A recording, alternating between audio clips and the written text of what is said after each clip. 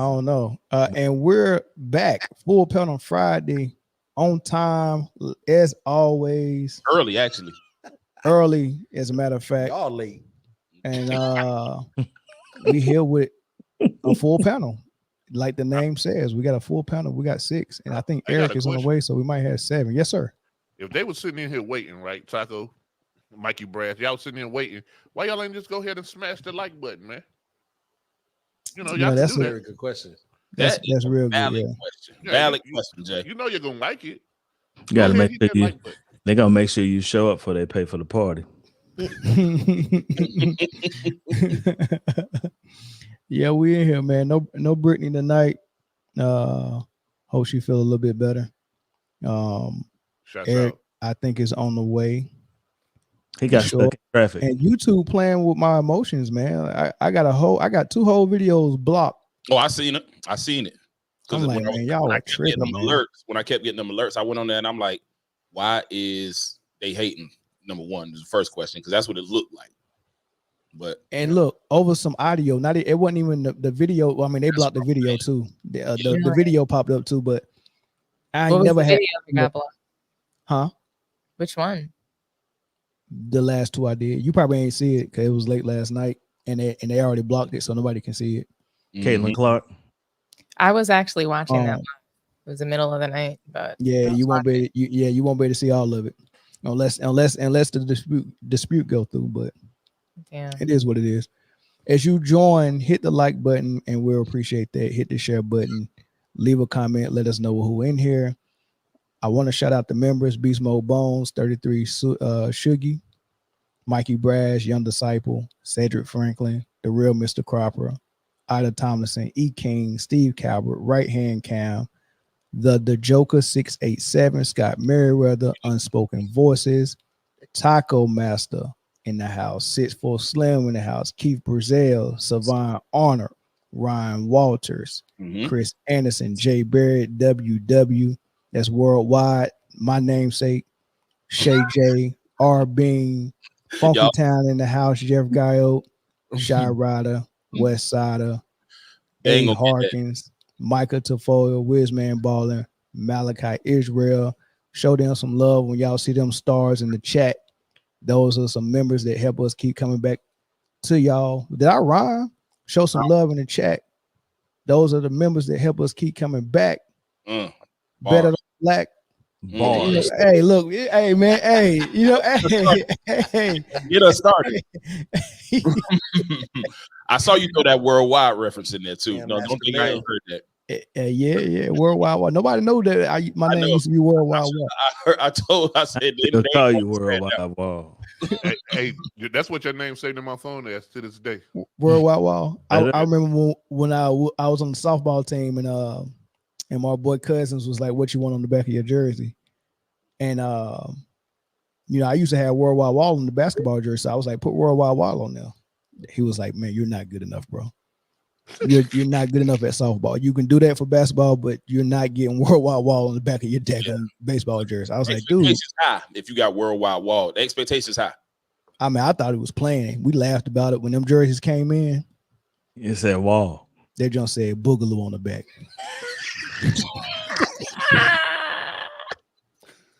Boogaloo, you gone. And any of y'all who came with Boogaloo, y'all gone too. I'm still mad at him for that, man. I'm still mad at him for that, man. But that's all good, man. Couple of things happened in the news, yo. Vince Carter, number 15, Toronto Raptors, retired. Man. Well deserved. The ceremony was dope. Mm-hmm. He was appreciated, and I think it was well deserved for sure. Who else number retired? D Wade. Mm-hmm.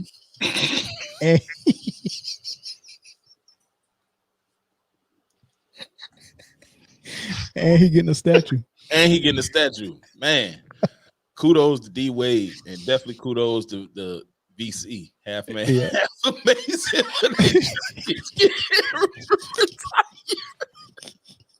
Well, y'all stupid, man. Y'all stupid. Also, D Rose announced his retirement, man. We're gonna have to change the phrase "giving someone their flowers while they can still smell them" to, give them their roses while they can still smell them. Man, that one kind of hurt my heart when he announced his retirement. I'm like, man, if it was just the what ifs, man, it's just abundant with him, bro. Yeah. The real question is if he announced his retirement in 2024, what year you think his knees announced their retirement? 2016. He got injured. 2016. 16. What year was that?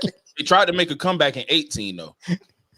Not for real. Like I thought. When he had that 50-point game in Minnesota, I think they was like, we was like, listen, we know that you need this milestone, so we're gonna give you this milestone, and then we go into the home after this. We check it out. We're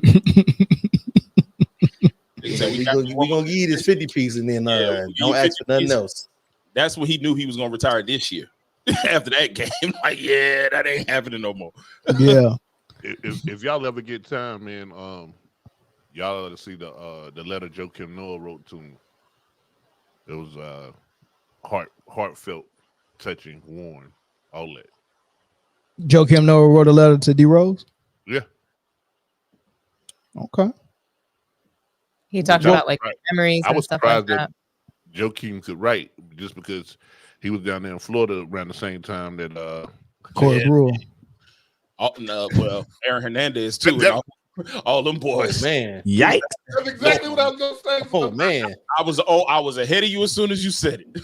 Yo, I was like, but I don't know if I want to say that, bro. I don't even know if I should have said his name, but I knew what you was talking about. He was down there when Florida was when Florida was Florida. Ooh, and I'm a Gator fan. Like people know that. Mm-hmm. I got a question about that, but I'll ask it later. I don't think it's a good question. Are y'all a post game? Because what's the question? Does it need to be a post game, or probably, man? This is kind of bad if you think about it. Oh, okay. Yeah, we'll do it for the post game then. Big Swole, I did a video on that Rick Bucher thing. Yeah, we already talked about that. Mm-hmm, we definitely did. What's the and the last thing, some in this news is not really good news. Chicago Sky decided after 1 year they go fire Coach Teaspoon, man. What y'all think about that firing? Man, listen. Unnecessary. I don't understand it. I just don't help me to understand it. That's if they can come out with some sort of explanation to explain the firing, unless it was, but they're not gonna do that. So no, it's nothing that I understand about it. I don't get it. 1 year. So for me though, I don't never really question firings until I see who they hire next. Like maybe somebody in the wing. You know what I'm saying? I want to let it play out. Did Witherspoon deserve to get fired? No, but maybe maybe there's a once in a lifetime hire waiting. Maybe it's just something legendary is about to happen. And like who? I don't know. So I always remember this. I remember when Tim Tebow took Denver to the playoffs, and then the next year they got Peyton Manning. Like Tim Tebow didn't do anything wrong, but a significant upgrade was available. That's true. Listen, if Maya Moore doesn't announce that she's coaching, then there's not going to be no significant upgrade. Hey man, Bill Laimbeer might come back. Oh. Well, let me say this. In 2022, you remember, Candace Parker from Chicago. So she went back to play for Chicago. This team was 26-10. James Wade was the coach. I think later in I think he walked out in the middle of 2023 last year. He just quit in the middle of the season last year, right? But that roster, I think they won a chip that year. Not that year. They might have won it the year before, but not the 2022 year they didn't win it. But they had Candace Parker on the roster. Of course, they had the girl they just traded, Mabry, who's balling out. They had Khalil Copper on that roster. Crazy. What? They traded Marina Mabry and they traded Khalil Copper before the season. I think she was still on the roster when they drafted Angel and Cardoso. So she should have been on the roster with Marina Mabry, Khalil Copper, that is Cardoso. Insane to think about.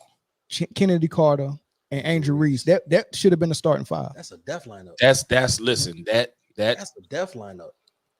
And they traded Marina Raby in the middle of the season and traded Khalil Copper right before the season. Did they trade him to get the picks? Well, see, now you know what that just did? That just made it all clear that the front office clearly doesn't really understand what's going on in basketball to trade those players away and then fire your coach. It makes more sense. See, that's logic to me, though. Like, you just traded two of the best players who've been playing the best basketball in the league, especially as of recently. So that doesn't make that makes the firing even more questionable, because you trade those picks, you trade those players away. Mm-hmm. Now you're kind of looking like a rebuild, right? So you bring a coach in, it's the first year, you got these new rookies first year.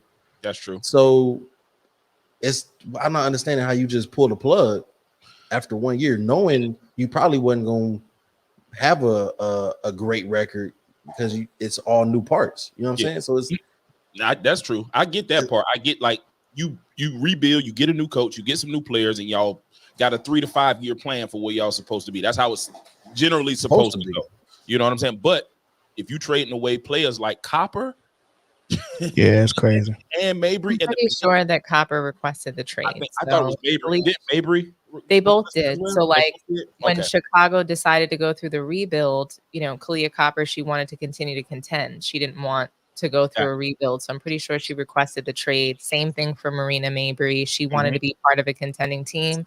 So she asked for the trade. I mean, when I took a look at this, it's funny because Becky Hammon has recently came out with a quote saying, like, coaches, when teams lose, coaches get fired. And, we just so happened to fire the coach for the Storm.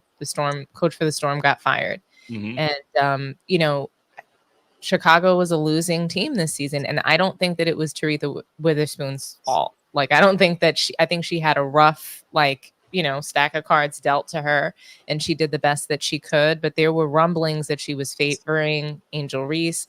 I don't believe that. But what I did see were some late game situations where she didn't make the best decisions. So I don't know if there was something interpersonal, about the job she was actually doing, about her coaching decision making, especially late game. I don't know. But the organization, there must be something going on with the organization. If two players requested a trade, players aren't feeling a coach quit in the middle of the season. A coach quit in the middle of the season. So, like, to me, there's something wrong with the organization. I don't think anybody did anything wrong. I think there's multiple things that tie back to the organization being rotten. Yeah, it can't be anybody that's been there less than a year.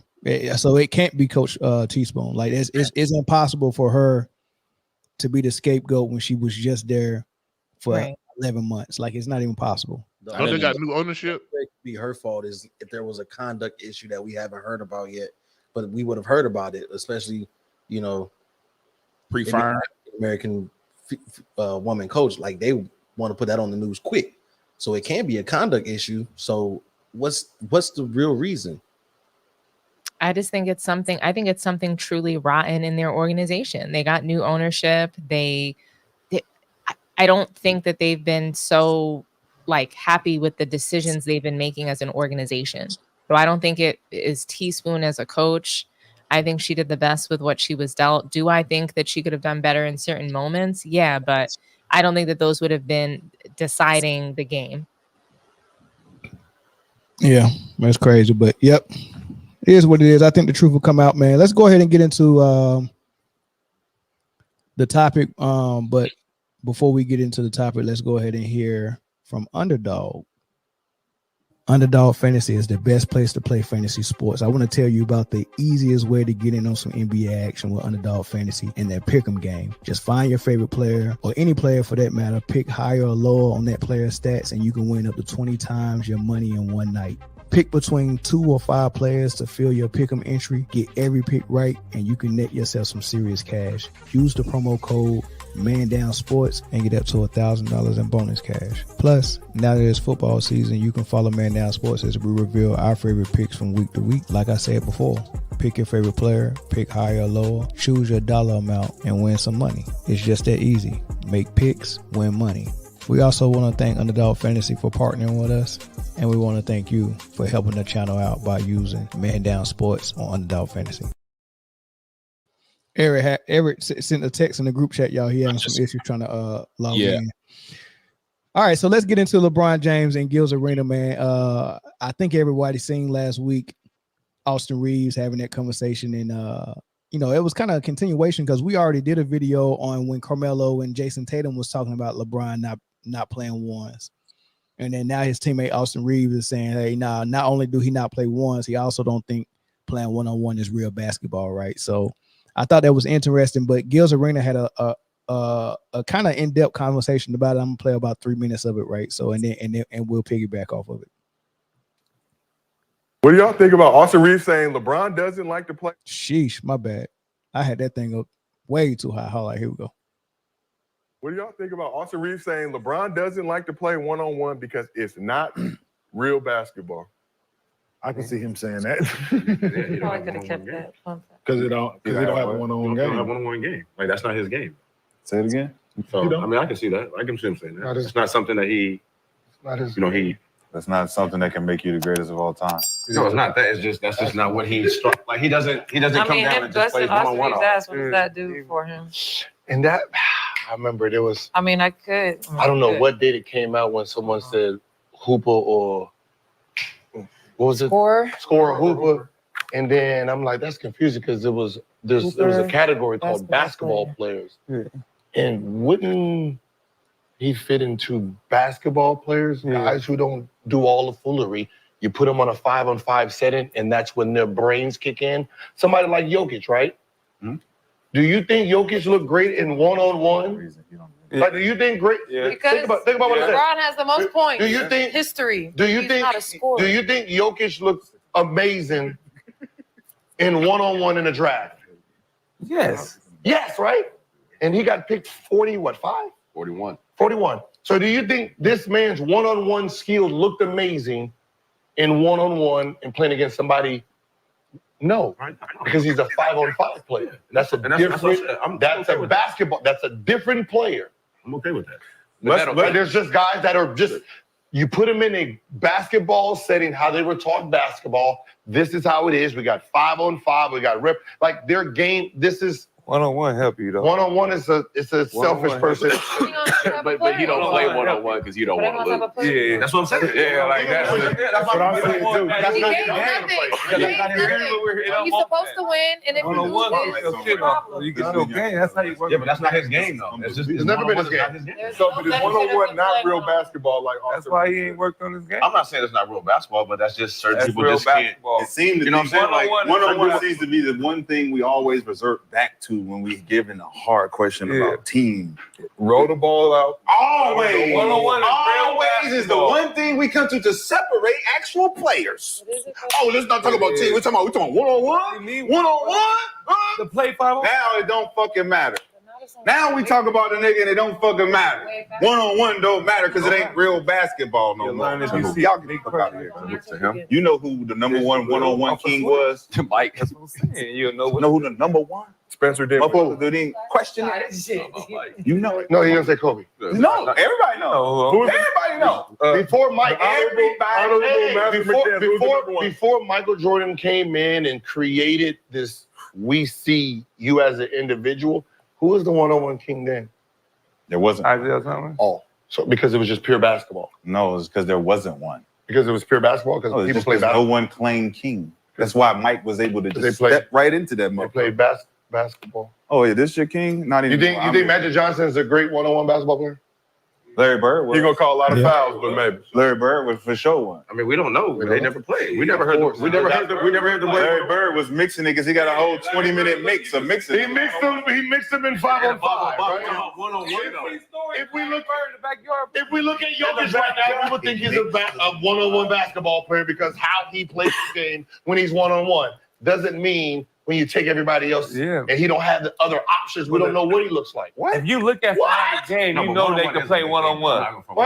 If you can look at Brandon game and say he could be good. If you say you the best of all time and we play one-on-one, you can look at say I'm not going to play. How could you be the best? You can look at your game and say if you're good at one-on-one. I mean, but if we. Hey man, first of all, is one-on-one real basketball, man? Does it have a basketball in the hoop? It's the greatest competition you could have in basketball. If it has a basketball and a hoop, then it's probably basketball. How is one-on-one not basketball? I mean, It's I feel the realist kind of basketball. You have nobody to lean on. It's you versus another person. It's skill versus skill. What did that comment just say? 1v1 isn't about being. No, not that one. It was like 2 before that. Something about some Burger King. But he scored the most points. That response, yeah. He's saying that's a Burger King response. They said, but he scored the most points. That's great. How is one-on-one? I don't know. We know what this is. So I can explain why I would say that one-on-one is not real basketball. Come on, Jay. There's some people who I've beat one-on-one. And I know for a fact I'm not a better player than them.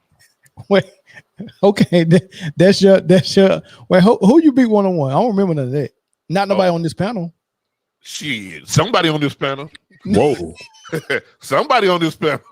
Shit. Let's not do that.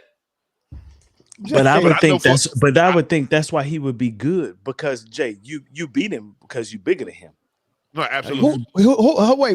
Wait. Who did he beat in one-on-one? That's what I'm trying to figure out. I want to know. There's only 3 other people on here he could have played. It's only 2 other people. Well, here's the thing. It wasn't me. It wasn't I me. didn't lose. Look, I didn't lose one-on-one games until I was 28.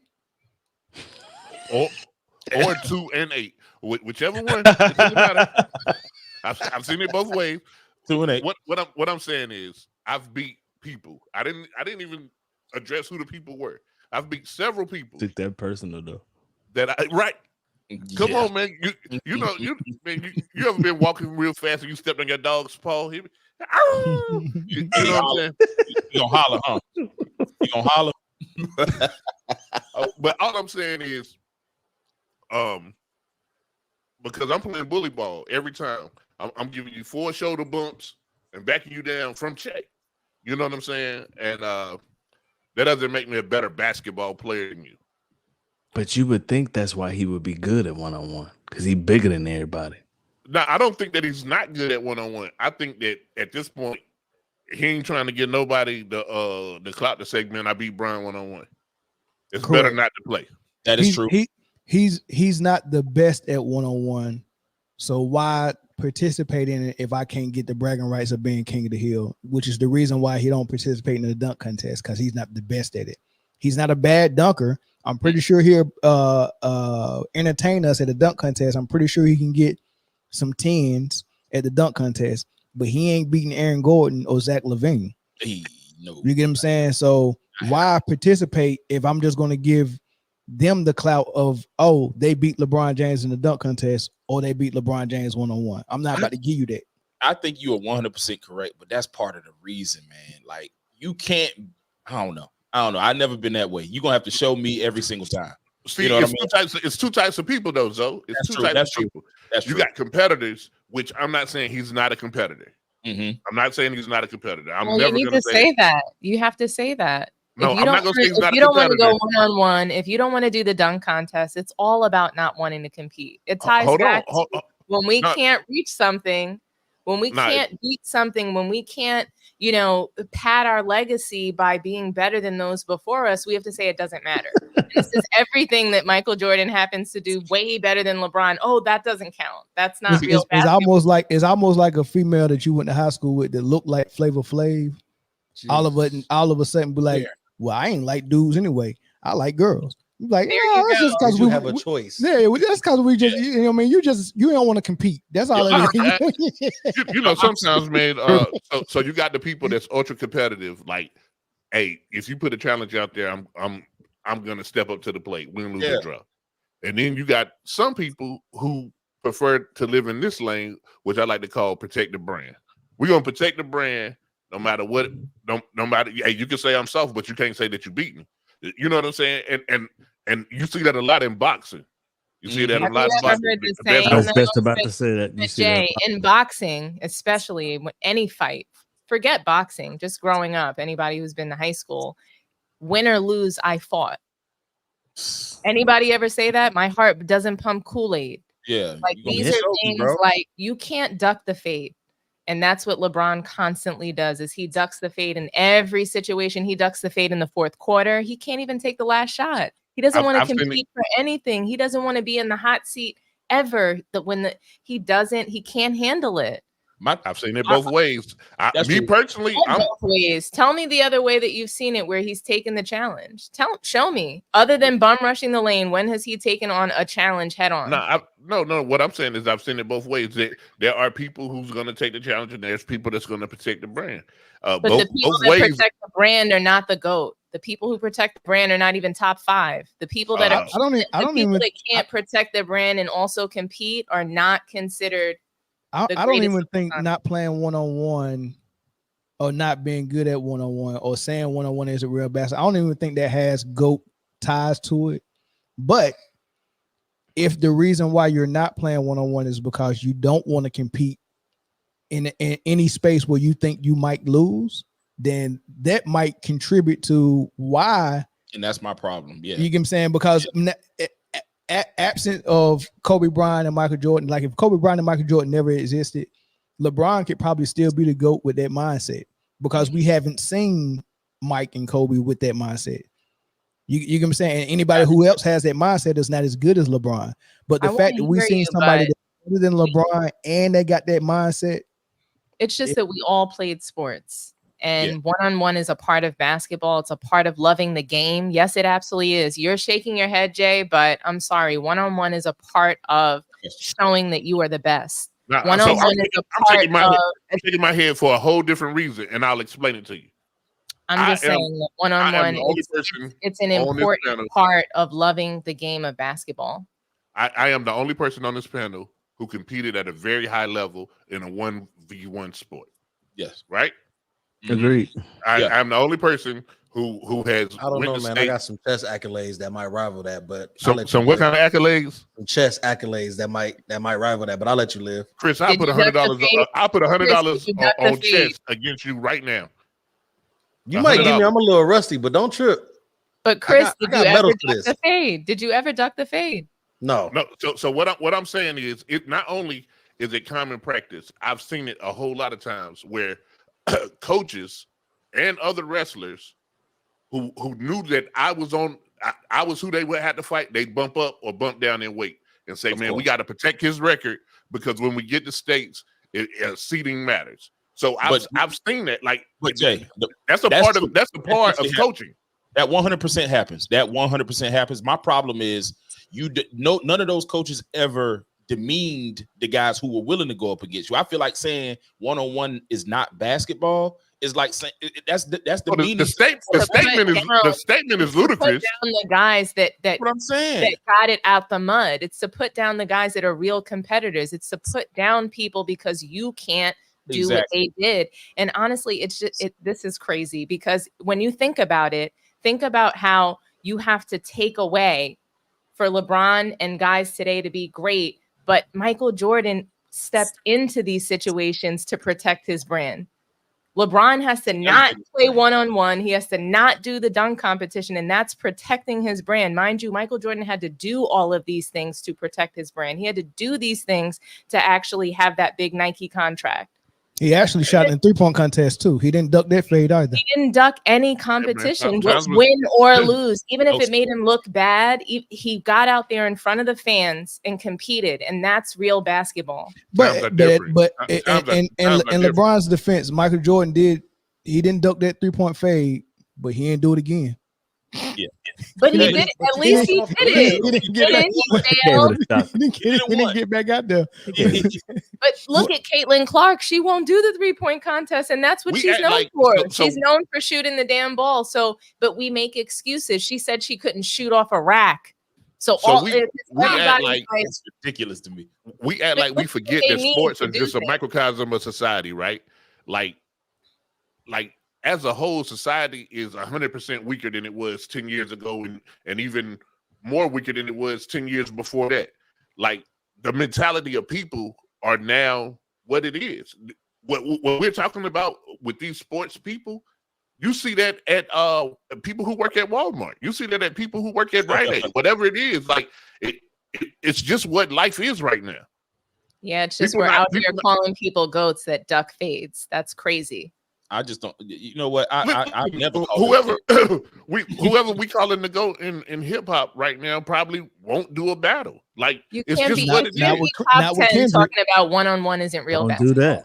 Don't do that. Jay-Z, I guarantee you, Jay-Z ducked that fade with Kendrick right now, and Eminem. But he's been ducking the fade since Tupac and Biggie. He's been ducking fade. So Jay-Z, he's not. I don't consider him the GOAT. Though. I don't. I don't. So he's not my GOAT. He stole his lyrics. He stole his rhymes. Nope, not to me. We about to go to jail anyway. We ain't got to worry about him. Jeez, we definitely gonna talk about it. Yo, Mel, I'm about to text you something, but yeah, man, my biggest problem is just the it's not basketball. Like I see you, rap guy. What is? Come on, Joe. I know your problem is the whole thing because the whole thing is wrong and bad. The whole thing. It is, but in particular, like, don't demean one-on-one. I hate when people, to justify whatever they are, good or bad, and they have to crap on something that somebody else is better than them at. Like, you don't got to be that way. That's hater vibes, and I don't dig it. Like, you can't be. It's not real basketball. What are you talking about? I just don't understand a real basketball game. I can say clear out. I don't need no screen. Come here. I'm about to take you straight to the cup, and that's gonna be the end of it. Like that's a one-on-one skill. Like you have to have dribble moves in order to do that. You have to be able to read your defense, see which way his feet are turned. You know, there's skill that requires to be good in one-on-one. So for you to crap on it and say this is not real basketball, so it's fake basketball. Now, I think there could have been a better choice of words. It's a different game. Okay, now see, I will respect that. But that's the thing, though. But the thing that we arguing is like that's what should make him good at one-on-one. Like you said, bully ball, Jay. That should make him good at one-on-one. Well, remember, but when you also have to lick your chops on the other end and stop a dude and say you're not getting by me. Facts. Like you have to be competitive on both ends, and you're not getting help from nowhere. Like on one-on-one is a lot harder to drive through that lane and bum rush the lane. You got to pull up and shoot. You got to. You can't just. Well, hold on. Let me finish this. So the help, because part of what LeBron James' game is his primary. I say the best thing he's probably good at is getting to the hole, and the second best thing that's very close is passing. You take away 50% of his game if he don't have nobody to pass to on one-on-one. Good point. Right. And then as far as defending, the best thing that he does at defending is block shots at the rim, chase down blocks, things like that. Side. Yeah, weak side stuff. You can say you get exposed because it's just you and you don't have teammates to help cover up your deficiencies. Right. And just like Dominique said, one dribble pull up, post game, all those things are his weaknesses. And that's the game within the game. Mm-hmm. One-on-one is done multiple times in a 5-on-5 game at some point. 100%. At some point, it's 5 seconds on the shot clock, and we just gave our best player the ball. Ain't no double coming, ain't no screen coming to help you get a mismatch. It's you facing a man. Can you get a bucket? Can you get a high percentage shot? Mm-hmm. And I don't think that's his game. LeBron's a help defender. He can't. Yeah. We see it. I feel like he would only need one stop. And then once he get the ball, they ain't gonna get it back again. No, just bag people down to the rim. That's all he has to do. Well, that's not how they play one-on-one no more. It's 3 dribbles or less. Yeah, 3 dribbles or less. less. Well, he definitely won't be good at that. You gonna do that little look at the hand shot? Be pulling. Yeah. Ain't no 3 dribbles or less. That, like. Mm-hmm. I mean, even if they don't play it like that, I still don't think that he's dominating. Yeah, you ain't never seen one of them videos? Yeah, 3 dribbles on the half court, and they got all the people around, and then 3 dribbles or less from the top. No, I don't watch this shit. Stupid dude. All right, let's hear from everybody. Let's open the phone lines up, man. Phone lines are open 336-456-6453. Let's hear what y'all think about it, man. Is one-on-one real basketball, or do you agree with LeBron James? It's not. Yeah, I don't understand. While we wait for a call to come in, let me ask y'all a question, man. Who do y'all think, as of the stars right now, would make good one-on-one players? Good question. It's easy. Kyrie. Definitely. Hell yeah. Kyrie is easily a good. I know AD, Kevin Durant. I think Kevin Durant's one of the best one-on-ones. Yeah, and Edwards is a one-on-one player. And Edwards was definitely a one-on-one player. Yeah, one-on-one player. All right, Funky Town, you on the line? What's up? Hey, y'all doing this like y'all doing all right? Yeah, we're good. You got 45 seconds. Jay is crazy. Jay's crazy. He's making excuses. No. All right. If you can't listen, that's a heart check. If you can't go man on man, one on one, then you have nowhere to hide, nowhere to run to. You're gonna have to do it yourself on what you got. You and your bag are gonna have to take care of whoever this other person is. Period. The difference between LeBron, like Mel, like Dominique was saying, like Joe was saying, if you can't stand in that arena and say, okay, I got you, and there's no way of looking around it. You don't have the heart for it. It's the bottom line. If you don't have the heart to just stand there, win or lose. The problem is with LaFlop is losing is an option, and more likely, and that's why he won't do it. And him and his minions are sitting up here playing. They're changing the rules. Like it's like we all grew up playing the game, playing any kind of sport, right? If you had to do an Oklahoma drill, guess what? One-on-one. Where did you get to run to? Nowhere. When you were doing nowhere, you were either going to tackle this person or you're getting trucked. Right? Am I wrong? Am I missing something? That's fact. I played quarterback, man. Because the reason that was not just for you to, it wasn't to say who was better or whatever, but the bottom line is the rest of your team is sitting there watching. They got to know that if push comes to shove, you're gonna put your head down and put pads on people. Yep. Facts. That's really what that drill is about. So the rest of your team shows you have the confidence and they have confidence in you. You're gonna do your job. I'm gonna hit somebody. And this is the same thing that's going on with him. He's afraid he will not go anywhere where he's basically not guaranteed to come out with an Olympic MVP or some other BS crap they're gonna make up for. All right, man. Thanks for the call. I'm gonna get some more of these other calls in. They coming in. Appreciate you. All right, brother. Couple rings. Nah, he right. And while you're getting that in, let me say this. I think I was misunderstood. I didn't say LeBron was correct. I'm just explaining why he thinks that way. Yeah, absolutely. Nah, shoot, you ain't never seen me back down from no challenge from nobody about nothing. I mean, yeah. Yeah, we don't Caller from Texas. Go ahead. Hey man, y'all proving LeBron, y'all proving that man point right there, bro. That shit is not real basketball, bro. Y'all talking about three dribble pull up, two dribbles, all that other shit. That's why he says it ain't real basketball, bro. Y'all proving this point right now. First of all, Young, how you doing today, brother? What's popping, bro? Nah, so you don't think like one dribble pull up stuff? You don't think that's real basketball? One dribble pull up? What you mean? No, nigga. I'm saying I believe that's a basketball move. Like you understand what I'm saying? I understand, but as far as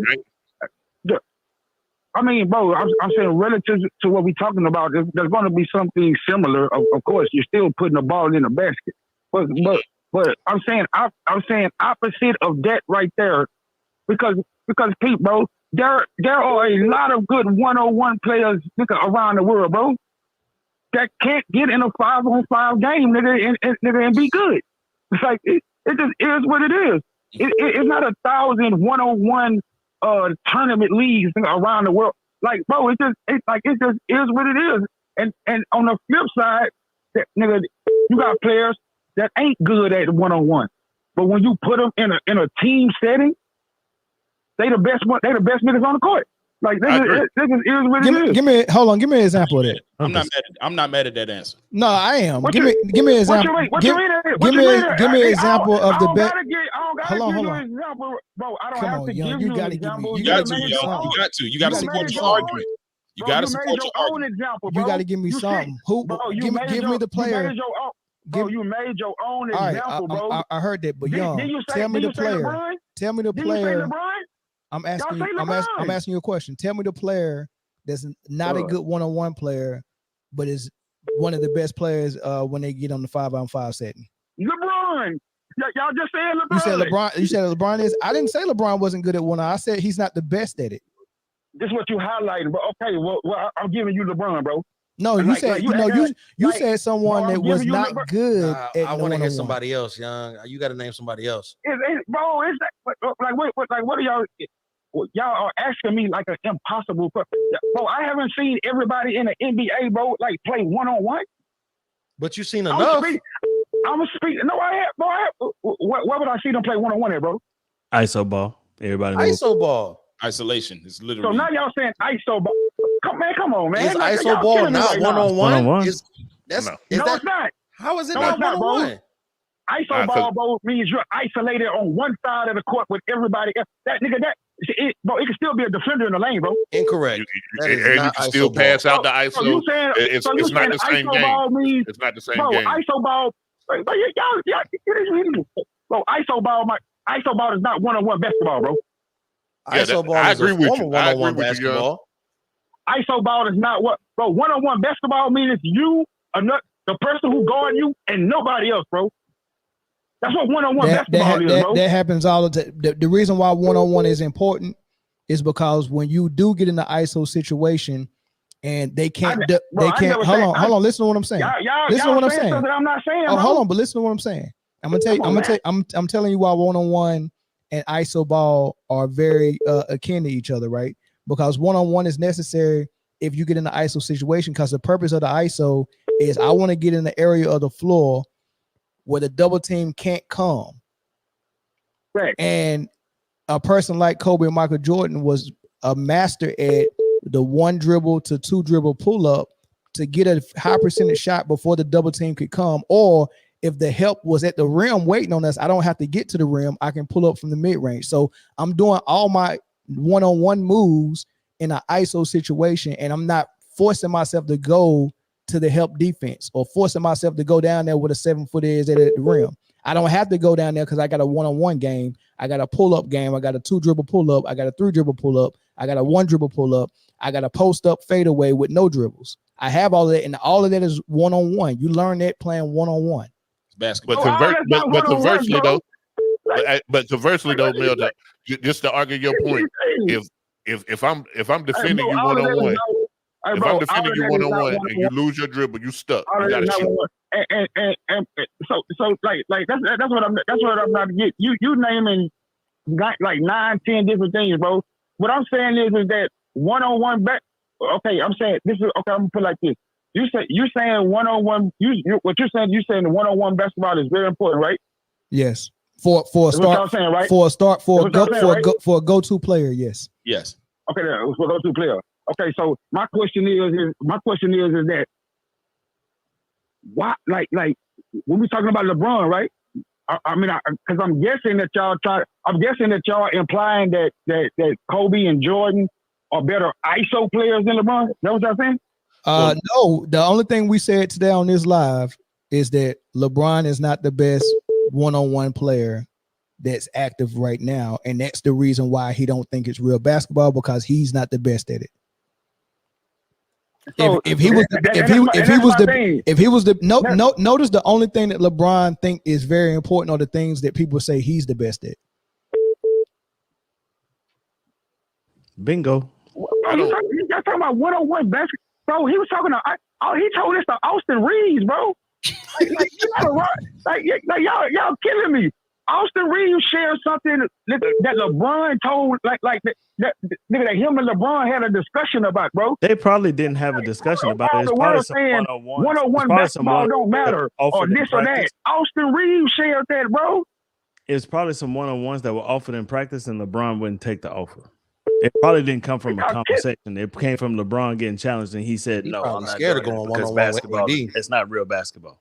So Michael Beasley was just on Jeff Teague podcast, and it was like, "Man, the rumor is that you used to bust LeBron's tail at practice when you was in Miami," and his answer was, "Well, it's some truth to that rumor, but I don't understand how people think they know what happened, because me and LeBron never played 1-on-1 in front of people, and there was no cameras." So what basically what he was saying is that LeBron wouldn't one-on-one Beasley in front of people because he didn't want to see people. He didn't want people to see him getting beat. That's an insecurity. Like, bro, man down, bro. Like, hey, bro, hey, this is real. Like between me, I'm saying from me to you, bro. You assume. I'm saying one, you assuming a lot. Like that's a lot of assumption in that whole makeup, bro. You hear things, bro. You like, and I guess it fits our narrative or it fits the narrative or whatever. But at the end of the day, basketball is 5-on-5, bro. What's the narrative? That's I don't care about what you do in a punt, kick, and pass competition, bro. I care about what you do between the lines, bro, on Sunday, bro. So all these other little things, bro, that's trying to be introduced to make like at the end of the day, bro. Did you play football? You're not like it ain't gonna change, bro, between Kobe and LeBron. LeBron is a better basketball player than Kobe, bro. Incorrect. No. Basketball player, bro. Hey, like I be trying to like be cool and it's all in good faith, bro. It ain't no hard, it ain't nothing. But no doubt. But Young, did you play football? Some of the stuff that y'all be like that scoring, all that, like LeBron still outproduces him in the areas that y'all say that's supposed to be his strength. Well, you got to say that then, Young. You got to say he outproduces Kobe, because when you say he's a better player, that means I got to start looking deeper into the game, way beyond stats. If you just go with stats, then you can say he outproduced. You can say he outproduced Kobe, but when you say he's better than Kobe, now that's something else. And I don't think he was better than Kobe. Shout out to my boy Ticket TV in the house, man. Salute to the big dog. What up, Tick? Being better and outproducing is totally two different things, man. Absolutely. But Young, say your last thing, because I gotta get some more callers in here, and I gotta let some of the panel members say what they gotta say. What's your last point? I just want to hear. I'm saying outside of you, because I mean I know what your take is. Okay, I'll fall back. Anybody? No. I'm saying I know what your take is on Kobe. You know, we done went back and forth. You know what I'm saying? I respect it. Like it is what it is. But I'm just saying a lot of that shit is narrative driven, and that's for sure. Like I told you about that off ball. Like LeBron is a beast off ball, bro. Like stop saying he can't play off ball, bro. Miami was off ball. LeBron was not on the ball as much as he was when he went back to Cleveland. All you have to do, bro, is go back and look for yourself, and you'll see for yourself. Stop saying all that about the GOAT criteria, like all that. Hey, Miss Dominique, what's up, man? But you got something personal against Bryant. I just want to let you know that you personally against him. I agree. Hey, Young, I agree with you. I think Dominique hate LeBron. Now I fuck with y'all, man. Hey, big up, man. Hey, appreciate you, yo. All right, brother. Bro. Yep. How does football practice start? Jay, you play football. So did you play? Of course. Did you play, Chris? No. Okay. How does football practice start? It started with me going to get the Gatorade thing and putting water in it. Holding it down. Holding it down. It started corners. Hey, hello. We got another caller from Wisconsin. What's going on, man? Wisconsin. Hey, what's good with you, man? What's up? Hey, do you think these people really believe what they be saying? No. It depends on who you're talking about. When they make their critiques about LeBron James, because none of this makes sense. 1 + 1 don't equal 2. Yeah, I agree with you. Nah, I don't think I like people like Gilbert Arenas. No, he don't believe when he be saying that stuff. No, he don't believe it for sure. What about that last caller? Yo. Oh no, he believe that. I mean, because he's speaking from the heart, man. Like it. A lot of people haven't been able to detach their heartstring from their opinion on basketball. They going with who they personally like the most. You know what, Melvin? You know what? That was you good. Just said something right there, and I see that on both sides of the GOAT argument. Like people just say all kinds of, and we've had this conversation. People say all kinds of ludicrous things that actually takes away from your argument for the guy that you want to be the GOAT. You know what I'm saying? But go ahead, caller.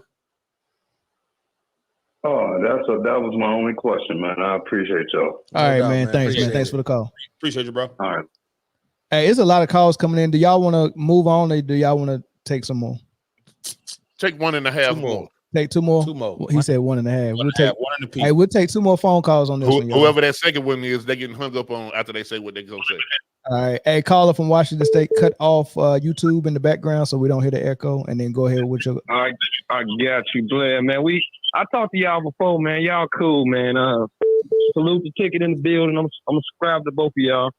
But appreciate back in my day, man, 1-on-1 was the show. You know, who had that grit, who had that grind. You know what I'm saying? It showed like what you can do under pressure, what you can do when it's just you, nobody else.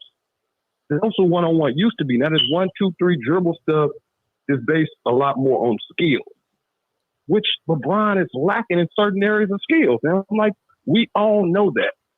You know, that's the whole thing. He don't want to play 1-on-1 because he don't want to get embarrassed. That's why he no defense in the All-Star game, man. Nobody want to get embarrassed. That's the main thing. Yeah, but I mean, I don't understand what is he scared? How is he gonna be embarrassed if he loses? I just don't get that, man. Goat can't lose. There's players in the league that you see scoring 30, most of them are 1-on-1 players. You know, most of them are ISO players. You know, what's the dude, SGA and Luka and players like that? They all 1-on-1 players. They get the pick and roll and then they go 1-on-1. That's part of the game. That's how real scorers know they can score on anyone.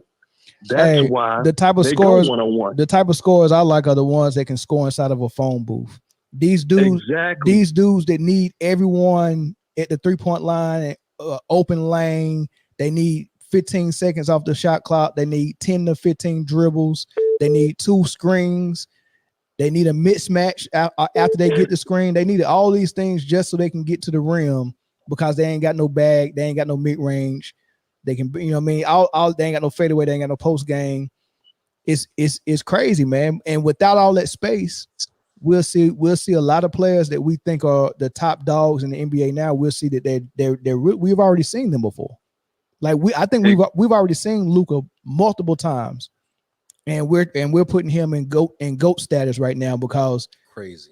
He playing on the baseball. He playing on a football field out there. That's how much space he got to operate. No, I don't put Luka on no lane like that. See, Luka ain't athletic. You know, he can pass the ball and he can play ISO ball. Yeah, but I don't think he got the toughness. He got game. We understand that. Yeah, for that. But GOAT status, no, he ain't nowhere near. But if you get the ball first, you're gonna. James Harden. James Harden is a cold ISO player. He's one of the coldest, to be honest. Yeah. But LeBron just knows that 1-on-1 ain't his strength. Yeah. Let me ask you something, caller. You got to name me a year when LeBron got his when he improved something. Besides his first couple of years, he improved his shooting and he got bigger. Other than that, and his shot got a little bit better. Besides that, he don't have the ISO, the 1-on-1 game. What are he gonna do? Back somebody up for 3 dribbles and then do a fadeaway? Yes. That's all every time. Absolutely. Yes. Or do that little look off where he looks at the ball and then shoot.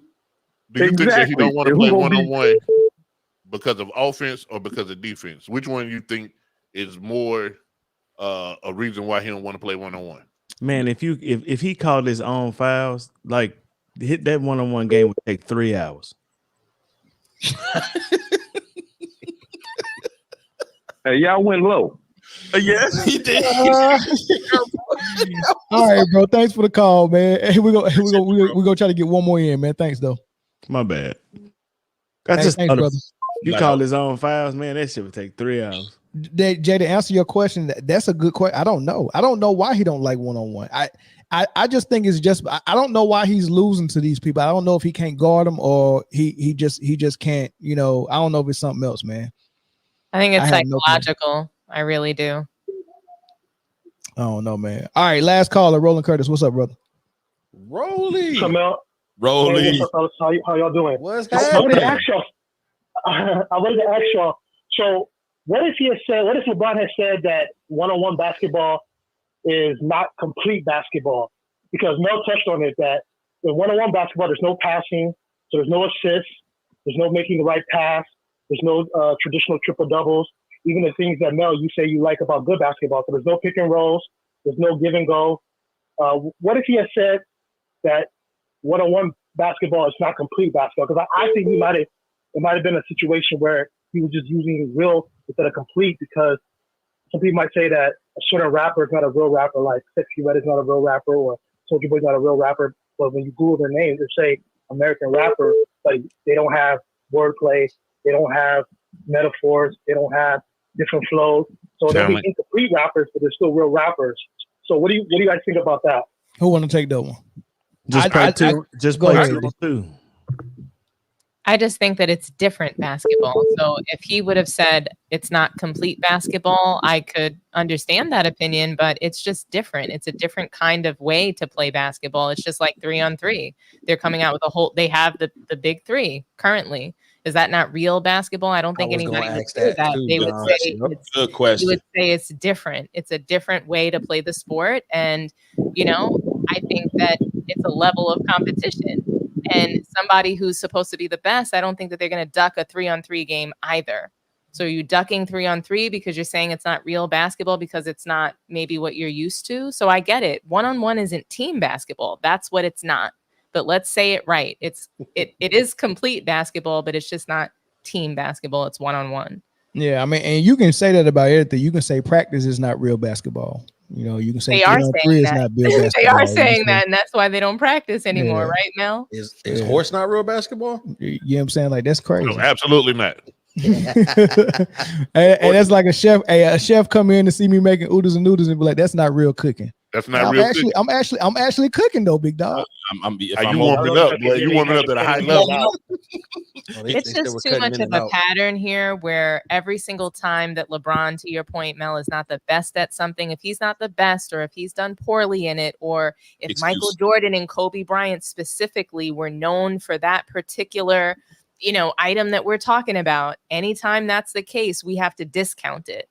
Because not only, do we not want to be a part of those things and have to reach those milestones, we have to reject it. We have to put it down to actually discount Michael Jordan and Kobe Bryant's accomplishments in the sport. And the mentality, just get rid of that entire mentality from, the work ethic, playing all 82 games, all of it. We just have to, we're creating a new standard now. This is the new NBA, the new mindset, the new standard that you have to reach. That's exactly what they're doing, man. But I hope they answer your question, Roland, man. I appreciate it, man. We about to get to the next topic, man. Thanks for the call. I appreciate it. Thank you, guys. All right, Roland. You still thinking too small with the new NBA. It's the new way of life. That's everywhere. Everywhere somebody want a substandard instead of what the standard used to be. I'm gonna take one more because this New Jersey number have been calling us a couple of times, man. Caller from New Jersey, what's up? Hey, what's going on? What's your thoughts? So, we were talking about the one-on-one being real basketball. Yeah. Then, I heard the comment, and what I took from that comment, it's not that LeBron don't believe that one-on-one is not real basketball. LeBron took it as an opportunity to take another shot at the Jordan legacy. When it comes down to it, Jordan was known as a one-on-one player. And when it breaks down, and we, all of us that watched Jordan play knew that when it came down to it, you put the ball in his hands and it's one-on-one, Jordan was going to beat you. Everything about LeBron's statement, play, is his followers and everything, to me, it's a shot at Jordan's legacy. So it really wasn't, he don't believe that it's real basketball. But nah, like, I'm gonna take this because, and on top of that, we done see how many high school and people who done made LeBron fall. His coach done made him fall, trying to defend him one-on-one. Well, but I think it's all hollow. I don't think it's a real feeling. It's kind of like a let me protect myself and let me, kind of push it off on it not being real basketball, because people know, like, when it comes down to one-on-one, I'm not that dude. We done seen it on the offensive end in the finals with LeBron. We done seen it on the defensive end. Like when they was playing Golden State. What happened with Kevin Durant? They did that little fake Kevin screen. Durant pushed his stuff in. Yeah, that little fake screen that they did. Baby, and LeBron slid over to Steph Curry. That's my machine. And left. What was the Hood? I think it was Hood Yeah, on Rodney Kevin Hood. Durant. Yeah, Rodney Hood. Yeah, LeBron's never been a one-on-one player. Like, you know what I'm saying? So to say it's not real basketball to me, you know what I'm saying? It's BS. It's just like, all right, well, let me find a way to protect my legacy and at the same time take a shot at the legacy of the person that I'm still chasing after 21 years. Facts. No, that's a good point. So now man. everybody's gonna run around, you know what I'm saying? And when it comes down to Jordan and the biggest Jordan, who will win one-on-one? Now you're gonna have people saying, well, it's not real basketball. So it really doesn't matter who's gonna win one-on-one. Yeah, good point, man. These boys calculated, ain't they? Clutch Sports. Well, they calculated. They're very calculating. The funny thing is, like, LeBron saves very little, but he allows a lot. Facts. And what I mean is, like, Rich Paul and all them dudes, they work for LeBron. But he didn't say no to that Diddy party. He went, he showed up, and he took. You know what? That's another topic though. But yeah, man, I appreciate the call, brother. Thanks. Hey, thanks. That's a good point. I thank y'all for having me. I'm gonna tune in more and try to be a part of the show. Oh yeah, please do. I really enjoy it. Yeah, please do. Yeah, for sure. Do that. Now maybe he left early. Who has? I hope he did, but it looked like he was a little drunk, a little tipsy. Man, the way he was rapping, he was rapping that little baby and dancing, and Diddy was like, "Oh, shake it." I don't want to believe he was really like in there, like the after Diddy parties. Like I just think he was at the regular parties outside. Yeah. Suge Knight said them pastors was in there, and when they got on their knees, they wasn't praying to God. So, moving on. Not me. Moving on.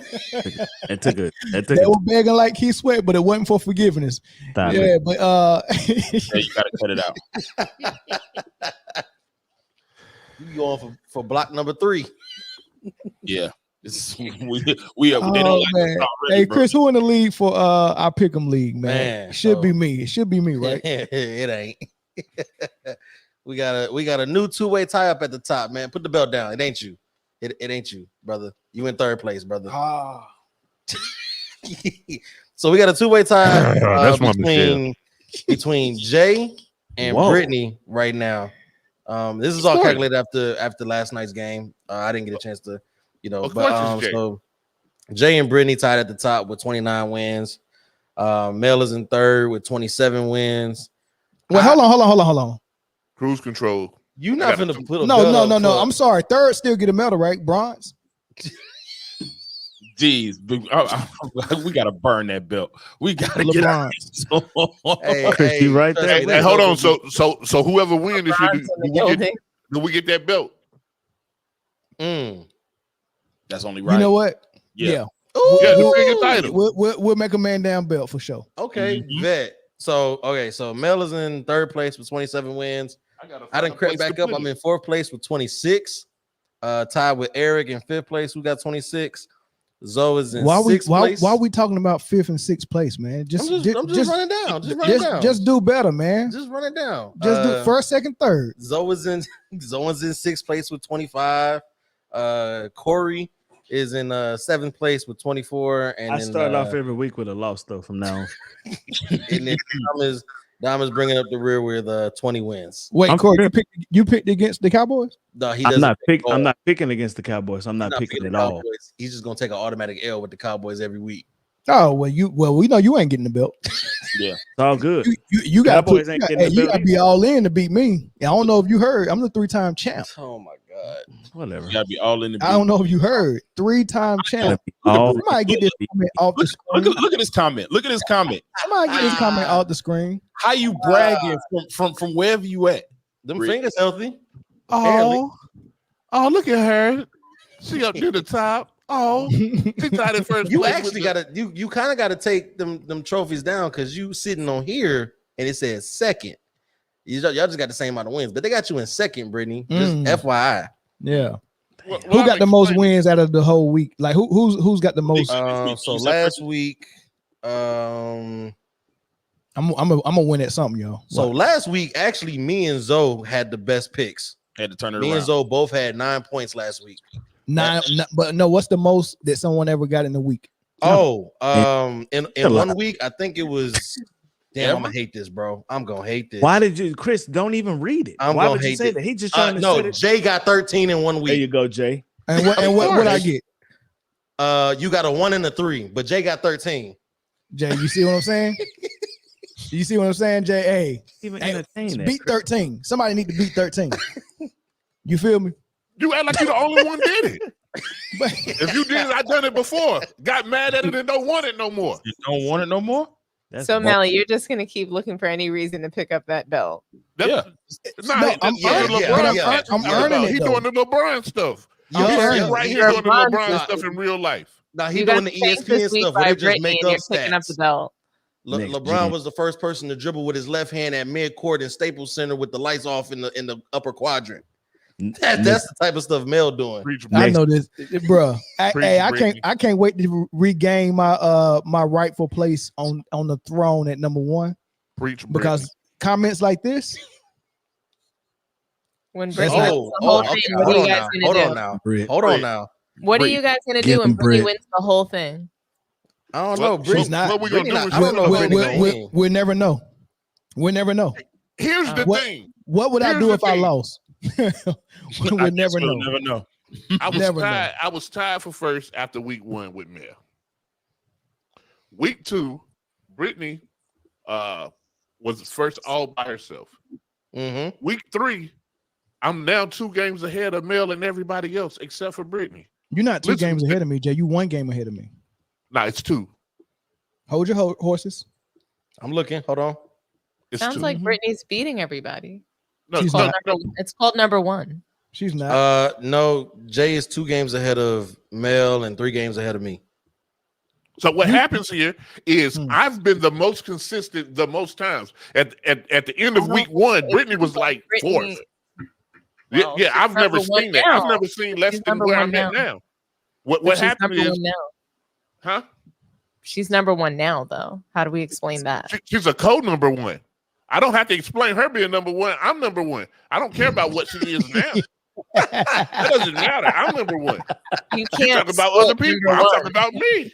You can't split number 1. It looks like Brittany's in the lead. Hey, Chris, when you pull it up, who is number 1 beside their name? It's actually Jay. It's hard. Jay has the 1. And Brittany has the 2. Shout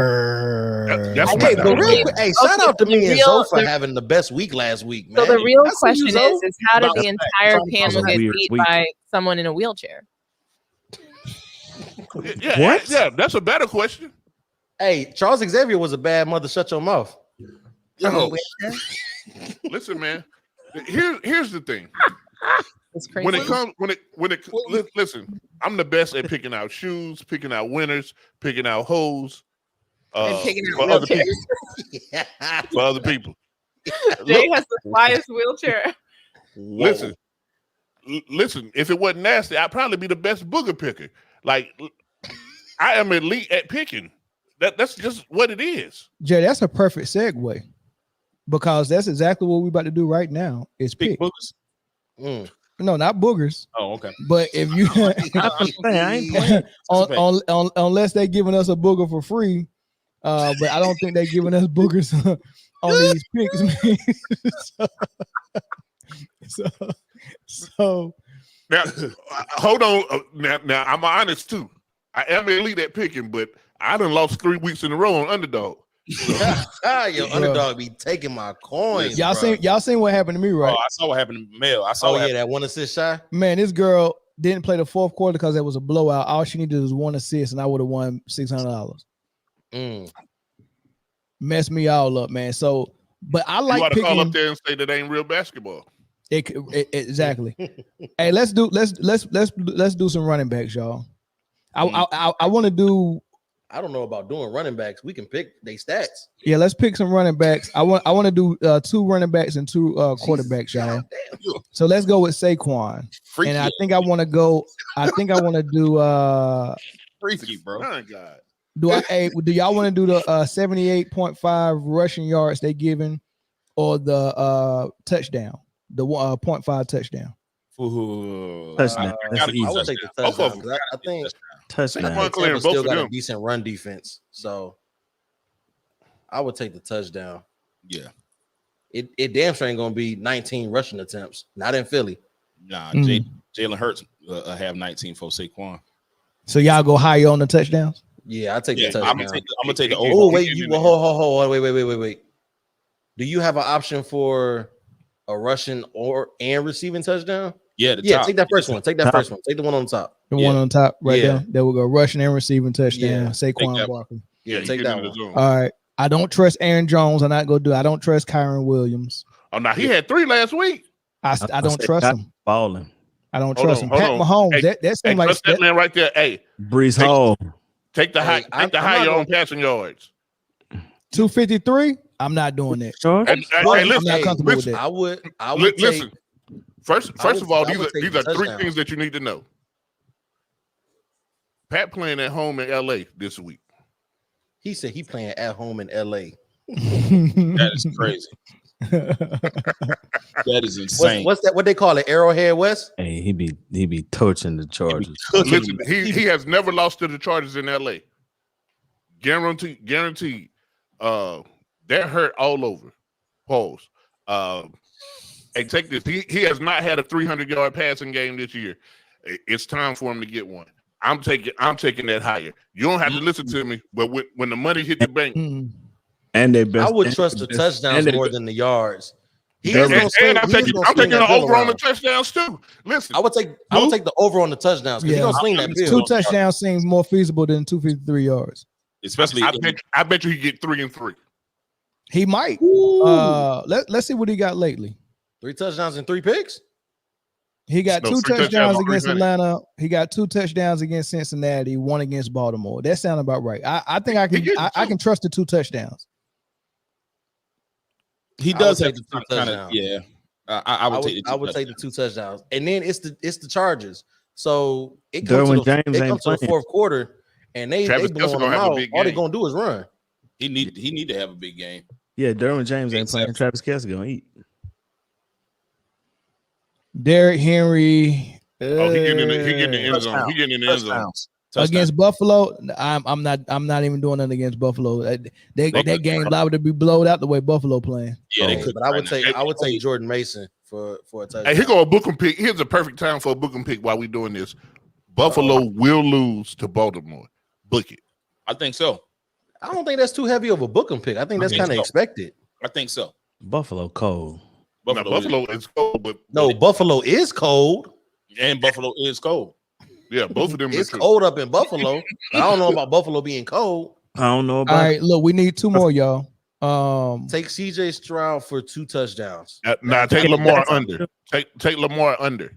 Under what? The touchdowns? Under 205. Under 204. Ain't no way. Passing yard? No, he's only been throwing about like $170. Look at his recent, man.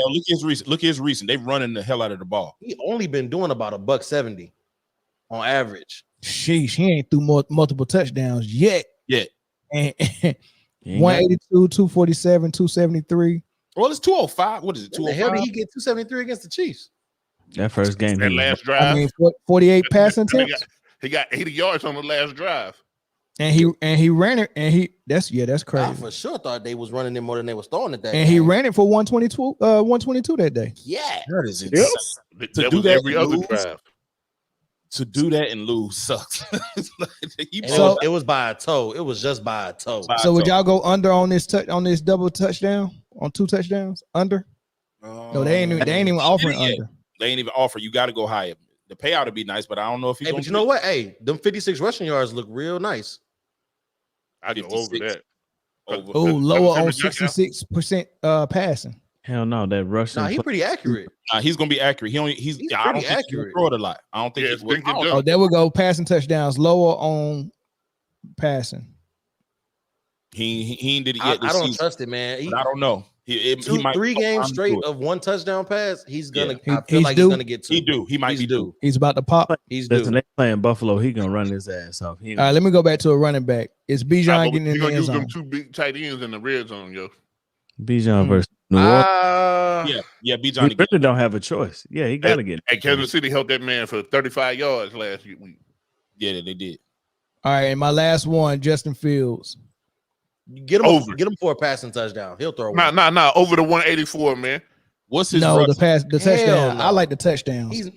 I like touchdowns over the yards. Me too. I'm not doing no yards. They had 20 yards last week. They have him in a real conservative playbook right now. It's so inconsistent with the yards for everybody. Like his playbook is conservative. Like they're just trying to tide. They're trying to hold the tide until Russell comes back. Yeah, like they're not letting him rip for real. All right, let's spend about 5 to 10 minutes on recapping week 3, and then let's get into this this next topic. Dom is out of here in about 30 minutes. So week 3 storylines. We seen Andy Dalton come in and light it up, right? Turn back the clock. Last week we was talking about how Carolina might have did the wrong thing and all this stuff, man. What do y'all equate this to?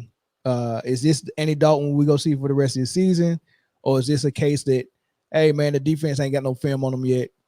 And about VHS tapes? Yeah. Especially this is Cincinnati.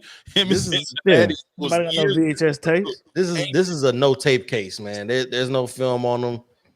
Everybody was like, "Oh, it's Andy Dalton." It's even worse, man. It was the perfect storm. It was the Raiders had beat Baltimore and they weren't supposed to. They felt like they had arrived. They overlooked all that. It damn sure wasn't the Panthers doing what they were supposed to do. I think Crosby only had like one person in that game. Like it wasn't. It wasn't. It was the Raiders, yo. It was the Raiders. It wasn't. It's the Raiders are as usual. And I don't understand how he didn't expect to look great, because like you said, he's been in the league for a very long time. He's a veteran. Bryce Young is a second-year guy on a horribly built football team. A horribly built football team. I expect the veteran to do better than the second-year guy. Nobody expected them to win anything, so it was kind of a surprise for Andy Dalton to do what he did. Like, right. I don't think it'll happen again though. Like if he do it this week, I'll change my whole. Who they got this week? Cincinnati, the 0-3 Bengals. Yeah, they're gonna. Yeah, and I'm not giving Carolina that. No, I'm not banking on Bengals going 0-4, and I'm not banking on Andy Dalton just automatically becoming an elite quarterback, because was he ever elite? No, that's the question. No. In a simple word, hell no. Yeah. The only thing elite about him maybe was his Nike socks whenever he suited up. That's about it. Yeah. He had an elite dude named number 8 from Georgia too. So he did. Mm-hmm. All right. What about we can go with what was the other thing? 49ers in trouble. You think? We was talking about Purdy last week too, y'all. We was talking about Purdy last week. Is he playing this week? Yeah. So him and Kittle are both cleared right now. What about? I think last week either me or Corey said that if you replace Brock Purdy with Bryce Young, then it'll probably look better. Do you still think that? Yes. Because Bryce Young was looking good at the beginning of that game. I don't know how they end up losing it. Not Bryce Young, but Brock Purdy was looking real good. What happened? Matthew Stafford. Well, Stafford a gamer, dude. That boy, listen. I think since he entered the league, has the most comebacks. Fourth quarter comebacks. He's the Eminem of football. I'll take that. And it's crazy. He was crazy. Yeah, he is. I'll take that. Like, I get it. Matthew Stafford, and he's done this for a while, and I think him even getting the ring just kind of made it better. Like, he knows big time situations. He knows he doesn't fold when it, like, we seen it in Detroit, see it here in LA. And it's also kind of like a perfect storm. Like, San Francisco was banged up. Brock Purdy didn't hit, but Brock Purdy was balling. He hit Jawan Jennings for 3 touchdowns, 50 some yards. All they did in the second half was double Jawan Jennings, though. That's all that they did. And then you gave Matthew Stafford the chance. Like, I'm gonna operate. I'm gonna carve this field up. And Matthew Stafford is probably the healthiest he's been in the last couple of years. That ball has got some zip on it. He did that without his top 2 receivers. He has no receivers. Everybody was stepping up though. I seen Robinson, who used to play with the Chiefs. He made 2 hella catches. Tutu Atwell, Jordan Whittington. People stepped up. Y'all buying what we're seeing in Minnesota? Are they for real? Is Sam Darnold for real? I don't care what you say. They fixed him. They fixed Sam Darnold. That defense is cold. That defense is nasty. And I seen a crazy stat that Sam Darnold is younger than Joe Burrow. What? What? That man younger than Joe Burrow. He got a whole career head on. Everybody rid Sam Darnold off. Sam Darnold ain't that young. How old is Sam Darnold for real? He's younger than Joe Burrow. No, he's not. Joe Burrow played 5 years in college. He might have been in college. Hey, Corey, bet $2. I can do that. Let's see. So Joe Burrow is 27 years old. Born in 1995. Born in 1995. 96. 96. And Darnold 26. Hold on. Darnold was born in 1997. That's crazy. October 97, in fact. Yep. Damn. Was it? Sam Darnold been in the NFL like 12 years. Nah, Sam Darnold really only been in since I want to say 2018. Them 2 years with the Jets just seemed like forever. It was only 2 years with the Jets. Yeah, he didn't even get his contract. 2018 with the Jets, 2021 with the Panthers, 2023 with the Niners, 2024 with the Vikings. He should have never been drafted. That man has been on enough. That man has been on a team for every year of what should have been his rookie contract. Yes. Shanahan fixed him though. Jay, when he came out of college, he led the FBS in turnovers. Yeah. But Corey, you know who he will remind me of? Someone who had a lot of promise, but he couldn't find the right spot. And then when he found the right spot, he got hurt. Who? Sam Bradford. Sam Bradford couldn't stay healthy to save his life. Sam Bradford was good, bro. But he was good, but Sam Bradford was 6'3", 180. I got another person you can compare him to. He was little. Tyrod Taylor just can't get right. Tyrod Taylor got everything in the bag. It's just something that was going wrong for him. I'm not buying it, man. They punctured his lung on Sam Darnold. They tried to kill that boy. They tried to kill him so he wouldn't start. Yep. We've seen Sam Darnold in multiple situations, multiple times, be who we know him to be. Yeah. Hey, Chris, can you read this on the screen? I'm not reading it. Can you read that for me? Shout out to Mr. Strokes. Long Strokes. That's my Michelle. Salute to the hardworking sports pedal, man. We appreciate you, bro. Thank you. And shout out to my boy Tony the Savant, man. He said my Packers about to expose the Vikings this Sunday. Not without Jordan Love, they're not. I don't know. Malik Willis been balling. But that's it. Okay, that's the perfect. He ain't ready for that defense, though, Corey. But listen to me, man. Listen to me. That's the perfect example. Andy Dalton. If you put yourself in the right situation, you can ball. Right? Sam Darnold is just in the right situation. Now, he better have fun this year because once Buddy come back, JJ McCarthy. Once JJ McCarthy come back, that's his job. Yeah, that's his job. They ain't gonna that's look his crazy. job. So Sam better ball this year, and maybe he can go back to Carolina and help them out. Because Andy Dalton is, one hit away from just being done. But Malik Willis, and they said it in the locker room yesterday. You don't get an opportunity to get back right away. You never get that. And when they played Tennessee, he tore their ass up, and you never get that opportunity. All did he too? All did he? Yeah, he let him have it. Baby, the best thing you can do with Malik Willis as your quarterback is not let him throw the ball. Well, everything is controlled, Jay. Everything is within a 10-yard radius, and it's like they're running, just route schemes to just somebody's wide open. All you gotta do is throw the ball to this spot, and that's all he's doing. But that's all you have to do just to give him some confidence. I don't know what Tennessee was doing. They could have brought back Vince Young's offense, and they would have been perfectly fine with Malik Willis. So are we believing that hype in that 3-0? Are they the best 3-0 team in the league right now? Who? Minnesota. How many 3-0 teams is it? Minnesota, Pittsburgh, Buffalo, Seattle, Kansas City. I'm gonna have to go Minnesota, maybe Buffalo. Oh, Kansas City. I'm sorry, Kansas City. No, my bad, Jay. Kansas City is the best during those teams. And the eye test tells me with the way Buffalo been playing, they have been letting James cook, and I need to continue to do that. You know what? I got to give Josh Allen some credit. Why don't you give Corey Chin some credit for picking him? Y'all laughed at that. You did pick him. Yeah. You know what? And you picked Lamb in the first round. I did. He scored me. Let me go look at. Are you undefeated in fantasy? I got one loss. I'm gonna win this fantasy league, and I'm gonna win this this pick'em league, man. Y'all gonna love me by the end of the season. You're not winning that. Nah, y'all gonna love me. Pick'em because I'm 0-3 in fantasy, I'm busted up in both my fantasy leagues right now. I got a trade in the work right now that's about to bring everybody back. What? I sent you a trade, man. It's some heat too. Not the one that we talked about already. Mel keeps sending me some bullshit. Nah, I'm sending you success. Listen, Mel has the most grimy trades ever. I mean, asinine trades, bro.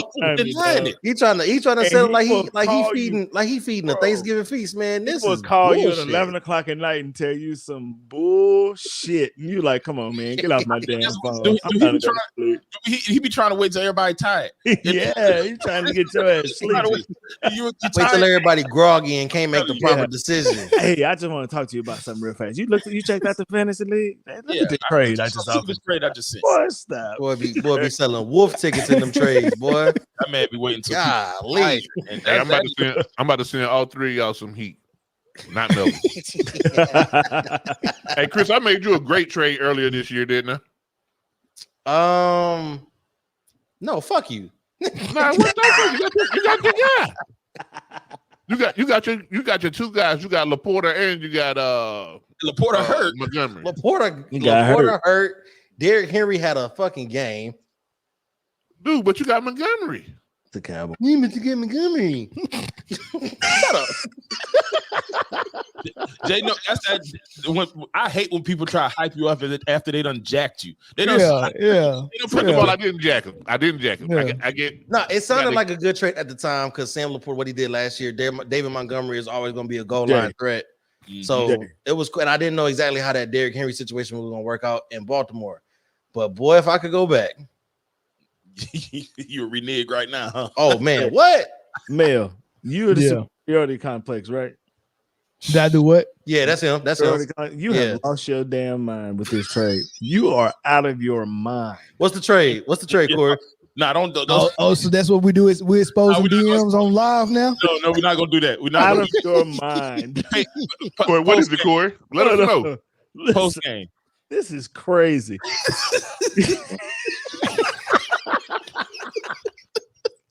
All right, we'll save it for the post game. We'll save it. I want to hear it because I don't even know what I sent. I know neat though. Listen, man, hell no, it's not. He want James Cook. He want James Cook now. And remember, like, what James Cook? He was the main one in the draft. I ain't do my neck like that when I said that. Yeah, go ahead. James Cook. Yeah, you did. James Cook for Anthony Richardson, Jamison Williams, and Austin Eckler. Oh, that's the same one he sent me for Josh Jacobs. So this is what we doing. This is what we doing. Hey, this tells me Mel is looking. We comparing notes now. Hey, hold on. And if y'all want to know the truth, that nigga sent me the same thing for Derrick Henry.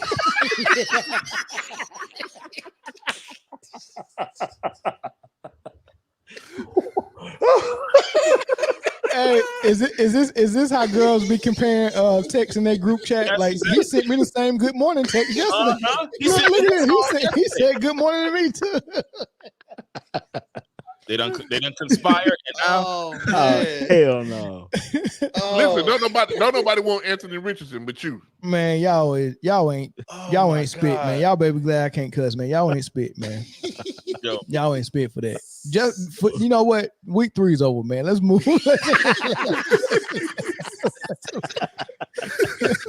Week 3 is over, man. Funny, bro. Y'all is something else, man. Y'all is something else. Not him recycling the same trade. Y'all is something. It wasn't recycled. I sent them all out at the same time. That's not recycle. What happened for real? He like, what happened to y'all white? Yo, Mel out here shooting dice with his fantasy trades. One of these motherfuckers gonna hit. That man out there playing the numbers.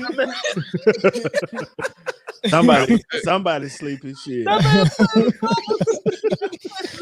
All right. He a composer. All right, man. Y'all childish. Hey, next week we'll do our predictions for the week coming up, man. We ain't got time to do predictions right now, man. But I don't know. We'll figure something out. But so Yahoo Sports, man, they did a series of ranking the top 5 number 1s, number 2s, number 3s, number 4s, number 5s, right? Which I thought was interesting because is LeBron still the number 1 in LA or is it AD? It's supposed to be AD, but it's still gonna be LeBron till he retire. Okay. Fair. So they voted, Yahoo voted Anthony Davis the number 1, number 2. Hold on, man. Hold on. You know damn well that AD is gonna be the number 3 in LA this year. Behind who? Bronny. Lord have mercy. Lord have mercy. Hey, real quick though, just something funny real quick. I was playing 2K and got put on the Lakers, and I took Bronny's spot. He wasn't even on the bench. What is he, a 68 on there? Something like he low. Is he a 69 guy?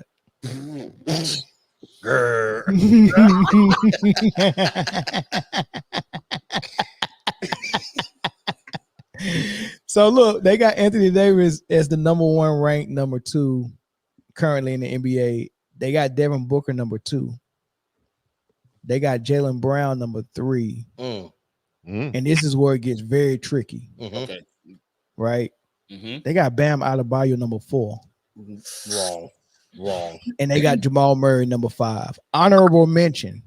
Wait, the first honorable mention, Domantas Sabonis. Where the hell is Kyrie Irving? The second honorable mention is Kyrie Irving. So let's have the conversation, because for my taste, if you're going to put AD number 1, I agree with that. I am not mad at that because he's really. If you want to put Booker number 2, AD can go back and forth between 1 and 2. Right. I'm cool with that. But there's no Paul George nowhere on here. And for you not to have you Kyrie, haven't seen it yet, though. You haven't seen like that you got Bam and Jamal Murray over Kyrie. I call cap on that. I think Kyrie is at least top 5 number 2s. But that's just me.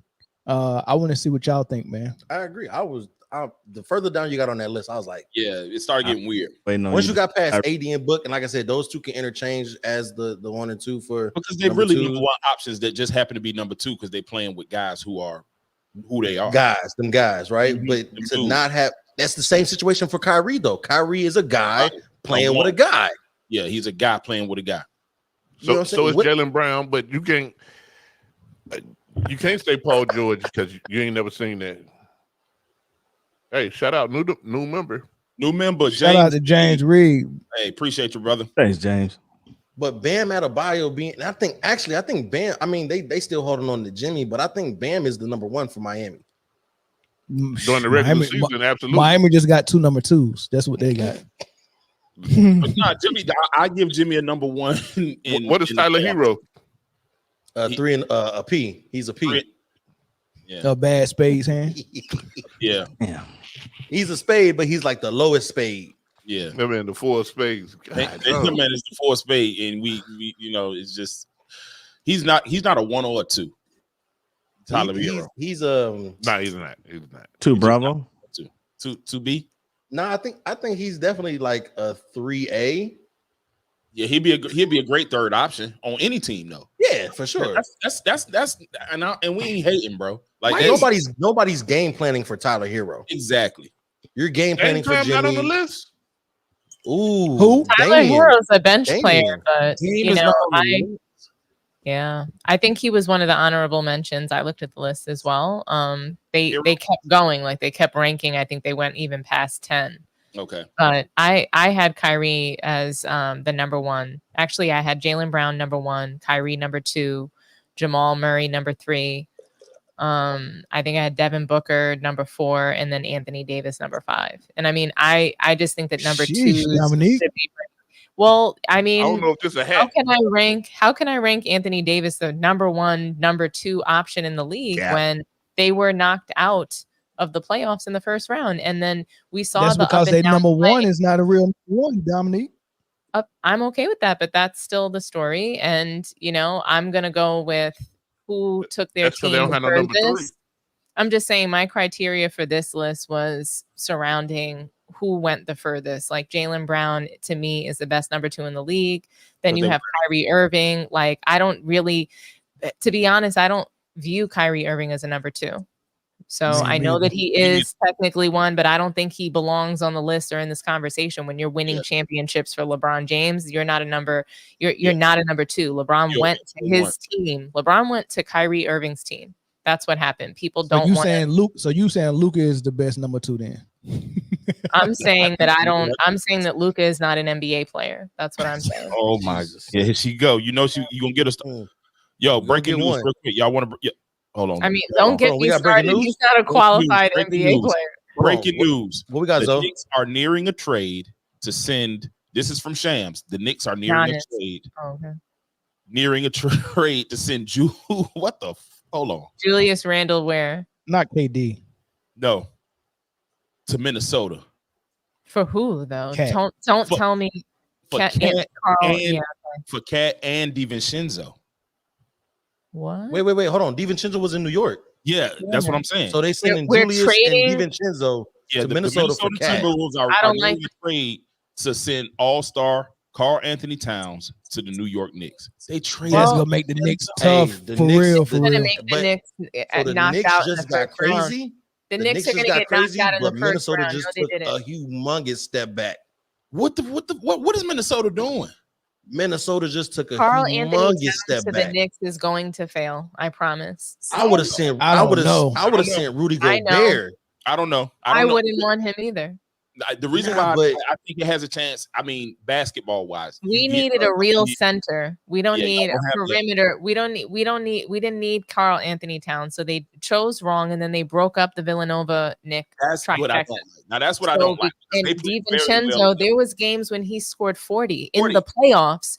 So you're not going to get that out of Karl Anthony Towns. We know that. So they gave up a huge piece that was cheap.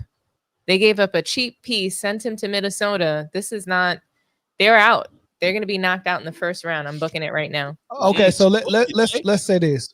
So first of all, I think even though it's a lot of money for Gobert, I think his rebounding and shot blocking actually helps the Knicks more than Karl Anthony Towns' points will. That's what they need. I agree. I agree. His defense will help out more in the shot blocking because what we needed a center. So we needed a center, and I think he could have solved for that. But you wouldn't have to worry about Gobert coming out on the perimeter in New York. Knicks is still a mentality.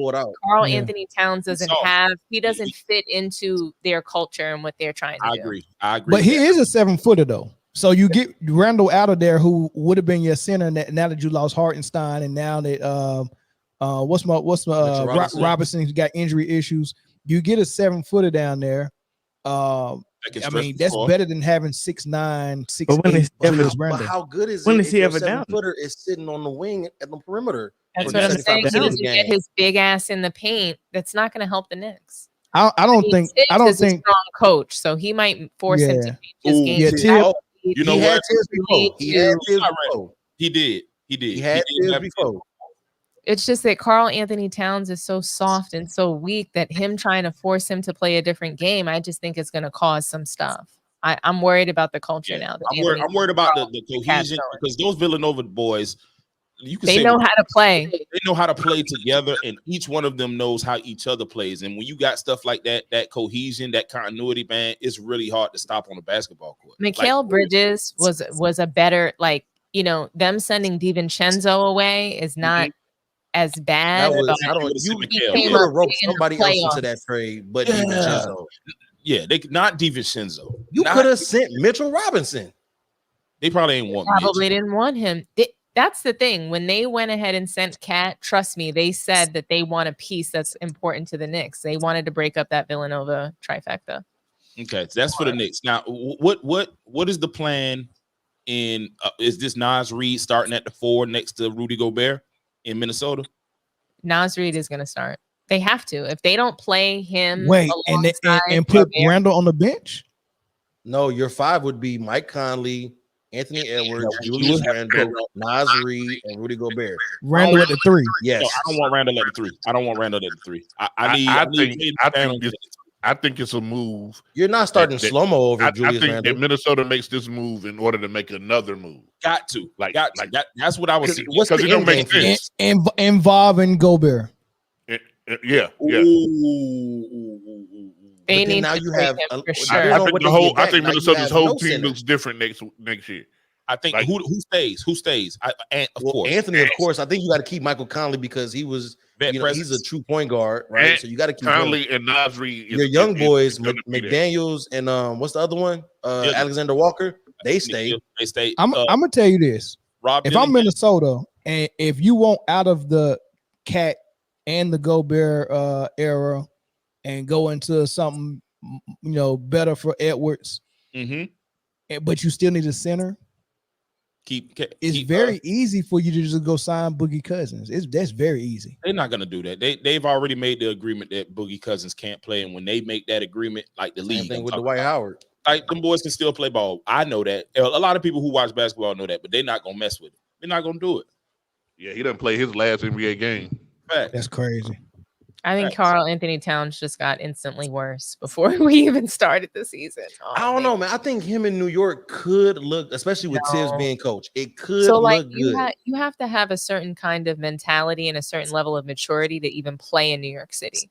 And so oftentimes they don't yes, he's a little bit older now, but he's extremely immature. I don't think he's going to be able to handle like that environment, especially with his girlfriend, Jordan Woods. Like it's just going to, I already see it. I see it now. It's going to be a disaster. Time will tell, but on paper, they just probably became the number 1 threat to Boston in the East. I want to believe that, but I want to believe that, but I saw what he did in the playoffs, and it wasn't that great. He wasn't. But I mean, defending and protecting the rim. He was hanging out at the perimeter. He was not getting in the paint. He couldn't protect the rim because Rudy Gobert was standing down there. I get it, but at times, even offensively, he would. He looked like. That's what I'm saying. He looked weak. He looked weak in the playoffs a lot of times. He was like, dude, you 7 feet tall and you going up soft with one hand jump hooks, dunk on somebody. I think Tibbs can bring that out of him, though. I think Tibbs is like, listen, like you're here. I need you to be. I need gritty cat. You know what I'm saying? I really hope so, but we've just never seen gritty cat. I never seen it. It'll be a y'all really go call this man gritty cat and putty cat, man. Y'all is crazy. Gritty cat, the putty cat.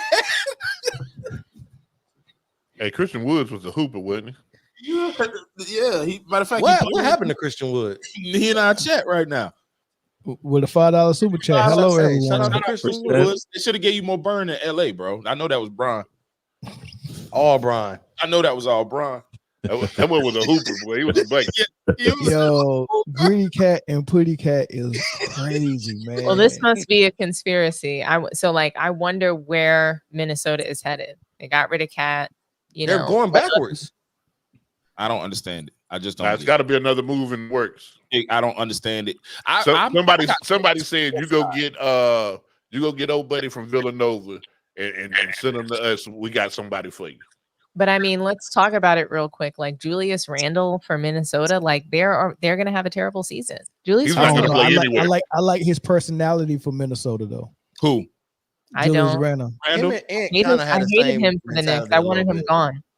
I mean, but that's his time with the Knicks had run its course, But I think after the Atlanta series, he was missing more games in the lane, turning the ball over in the floor. I was gonna say he was never available in New York. He was missing more games than he was playing. Was available. Now that's my issue about him in Minnesota. Does that transfer over?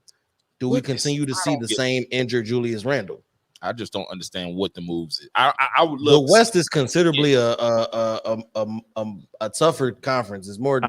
I think Julius Randle got that Christian McCaffrey mentality. He'll be fine in Minnesota. All of a sudden, he's healthy again.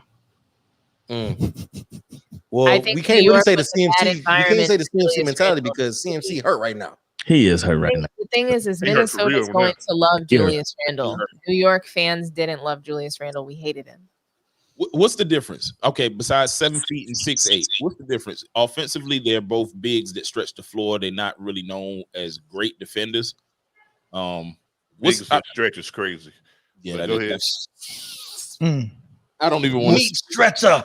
Well, I think Cat got he's got more of a 3-point threat than Randall. Randall was a mid-range king, and Cat is more of a 3-point shooter out there. I mean, Randall brings more physicality though than that's what I'm saying. But Karl Anthony Towns, so he's going to bring that to the Minnesota team. He does, but he's physical in the post in a place where he's undersized. He has to be physical in the post, has an array of post moves, and you can throw the ball down there and expect points from him, right? It's more finesse from Cat Williams. I mean, not Cat Williams. Karl Anthony Towns. Cat Williams a hooper. I don't know. Julius Randle is just still way more aggressive than Cat. So I'm curious to see what that means. He like a young Elton Brand down there though. That trade just kind of came out of left field. I mean, I don't understand. Dom, you're the Knicks fan, so you probably could see the writing on the wall is like Julius Randle's time was done. But we to the destination and the package, pause. Well, they won without him last year. They won without him. Exactly. They won. No, like I said, I knew the writing was on the wall for him getting out of there, but for what he got, for what New York got back, was an interesting development. It's very interesting. The thing is that Karl Anthony Towns, he's so not aggressive that like he's not even going to go over there and try to be the guy. So that's what makes it good for New York, is that like Jalen Brunson will be able to find him on the floor. Like it could be really good, but something just tells me that I don't know. Do y'all think that New York did this to compete with Porzingis and Embiid? I do think that that's part of it. I think New York needed a center. Without a center, small guard and a big man had no chance. So they had to make a move for a center. That's what I believe. They needed a center. But they definitely went offensive minded because Cat is, even though like we said he's 7 foot. I was thinking, okay, New York Brunson can't continue to be the only option on the floor. I'm thinking they got Mikal Bridges though. They got Mikal Bridges. Okay, this is as a wing. I'm thinking Brunson at the 1. Who starts at the 2? Hart. You have to bring Josh Hart up now that you don't got DiVincenzo. Hart, you don't have DiVincenzo. Crazy because Hart was playing power forward. So no, I'm starting Bridges at the 2. I'm starting OG at the 3. Mm-hmm. Big lineup. Okay. That's a big ass lineup too. Yeah, that's a big lineup. The only person under and a defensive lineup as well. I know Tibbs like that. The only person under 6'8" is Brunson. Yeah, Mikal is about 6'7", 6'8". OG about 6'8", 6'9". Yep. Cat they about gain 7 size, they gain length. Whoever you put at the 4 is going to be. Jalen Brunson might average 30, 35. Because Mikal, you don't understand. Well, people do. We have Precious too. You got to remember we have Precious. Sure. Jalen Brunson and a backcourt of Jalen Brunson and Mikal Bridges scares. It's crazy. Who's the 4 though in starting 5? I think she just said Precious, right? Precious Achua. Precious. I don't think they're gonna start Precious, but let me go look at what that roster looked like. Yeah, that's what I'm trying. I'm trying to do a freestyle. I do need to look at them. I was just thinking, okay, who's that 5? Cat. Speaking of Precious, boy, them jeans she had on in that movie was just crazy. This boy is wild. What the? So I'm looking at I'm looking. It looks like they have no choice but to. Man, what's wrong with you, gang? Y'all didn't hear what this bitch said. Nah, I heard him. I'm trying to ignore him. What the? I'm trying to think which pair of niggas could he possibly be talking about. Looking at this roster, right? Obviously, before the trade, Precious is probably gonna have to start at the 4. They don't have anybody else. I don't know none of these people, so they're not getting no tick as the starter. It's gonna be Precious at the 4, Cat at the 5, OG at the 3, Mikal at the 2, and Brunson at the 1. Josh Hart, your 6th man. He's gonna come in probably. And what's probably going to happen is Precious is probably going to get the fewest amount of minutes, and Josh Hart is going to come in, and you're going to slide the. We're trying to have a serious conversation here. Why are you doing this? I don't think it's nice to shame her like that. I don't think that. I think y'all keep talking about Precious. Well, say Achua then. That's the first name. That's the first thing that comes to my mind when I hear Precious. Man. Okay, who was that? Be? But what was she supposed to wear? Do you have a better outfit for her? What the jeans? What for that body type? Like what? She has a cardigan on. She has a sweater. She has a full like. Yo, a Robin's vest sweater with a leather jacket on top of it is wild.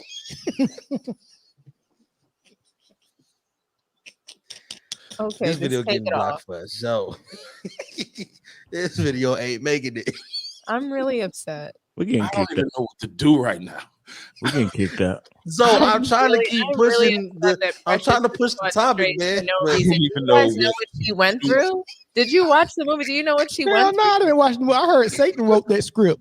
You know, I wasn't about to watch it. What she went through was really that is not nice. What you just did. Oh man, there's too much going on in that movie, man. The mama and the mama was smashing the daughter. The That's what I'm trying to say. So you're just gonna put her up on the screen like that? Tua is gonna be the starting four. Guys, did you say Tua? Tua. I'm trying to get us up out of here, man. Friday to Boy, I thought you said Tua. Hell nah. Yes. Listen, guys, I have to go. I have a movie to catch. You don't have fun, Dominique, man. Eat some movie theater popcorn. What's your guys' movie theater snack? Popcorn and hot tamales. My junior. I can't do it, bro. What did he say? I don't know. Come on, Mel. You usually have some. What's your movie theater? We ain't even in the post game yet, Zoe. No, y'all are. This diabolical. This is insane. The last 10 minutes of this show. Well, Mel put up Precious. All bets were off. Insane. Golly, I tried. Hey, chat. I really tried to keep us on topic, on the rails. I failed y'all, and I'm sorry. You can't say Precious 3 times in the mirror, man. that leather jacket just when you say Precious, you tell me that leather jacket just go appear on your back. That was, guys. So you know that was Michelle. That was Michelle. Oh, that's Mel's Michelle. Might be. Oh man. Oh my God! Oh well, she got that. Enjoy your movie, Dom, man. All right, guys. Get away from this tomfoolery, man. Be safe, Dom. All right, man. All right, thank you, guys. Bye. Bye. Oh my God. Hey, Chris, did you see where I didn't realize that that was crazy. The White Sox lost 131 games this year. 121 games. Yeah, us beating them to get into the playoffs today made them have the worst record in MLB history. Double time. Boom. So boom. Double fuck Chicago. Grrr. Hey, can I get to these super chats real quick? Yeah, go ahead. That's question from the panel. Will the league have Bronny James make the All-Star team this year no matter what? No, man. But he'll be at All-Star weekend in that Team USA versus Team World rookie sophomore game. Here's the real question. Will he participate in the dunk contest before his dad? Yes. Also, no. Neither one of them will. All right, Roland Curtis, who do you guys have as the greatest number 2 in NBA history? That's a tough one. I think that's either Kobe, 97 to 2004, Pippen, 87 to 98, Kareem in the 80s. Sheesh. All that's wrong. Greatest number 2 in those are valid. Those are very valid. Is LeBron in Miami one of them? They all wrong. I was thinking. You want? Can we also? I know it was a short period of time, but can we say Steph and Golden State? Yes. That's still the wrong answer. What's the right answer? No, I'm not saying that's the best, but I'm saying can we put that in the conversation? David Robinson in San Antonio with Duncan? No, Duncan in San Antonio with David Robinson. The fuck? Come on, man. Tim Duncan is the answer. The greatest number 2 in history. First thing comes to I think Pippen. I think Tim Duncan his first 3 years. I mean, all-star number 2s are synonymous with the name Scottie Pippen. Yeah. I need my Scottie Pippen. Mm-hmm. We can go on the championship run as soon as you bring me my Scottie Pippen. Well, are we really saying that Kobe was the number 2 in that stretch? Was it not interchangeable? It was interchangeable. No, it was definitely Kobe. It wasn't. So Kobe was the number 2, or Kobe was the 1? So this is why Scottie Pippen is synonymous with number 2, because everybody else that you can think of that was a hellified number 2 actually ascended to being number 1. when it was Scotty's turn to be number one, he couldn't do it in Portland, and he couldn't do it in Houston. Yeah. He did it though. Kevin Durant, Oklahoma. Kevin Durant was not a number 2 in Oklahoma City. Kevin Durant ain't never been a number 2. Kevin Durant was the number 3. It was Westbrook. Then it was Harden. You know what? It was Russell Westbrook. Then it was Russell. Then it was Westbrook. Then it was Brody. Then it was KD. Then it was Harden. And then it was Cephalosha. Derek Fisher. What's your boy name on Steven Adams? No, what's your boy name Nick on Collison? Perk. It was Big Perkins. If you ever put Kendrick Perkins above Kevin Durant, hey Tony, he was in front of him in the cafeteria every day. Hey Tony, you want to jump on and finish this last topic with us, so I can have 6 squares and not 5. Now with that little asinine comment that he put up there, KD was the 2. And he a Packers fan? Hell no. Get him out of here. Tony Magado. Shout out to Tony DeSavant. Oh, I wanted to say this too.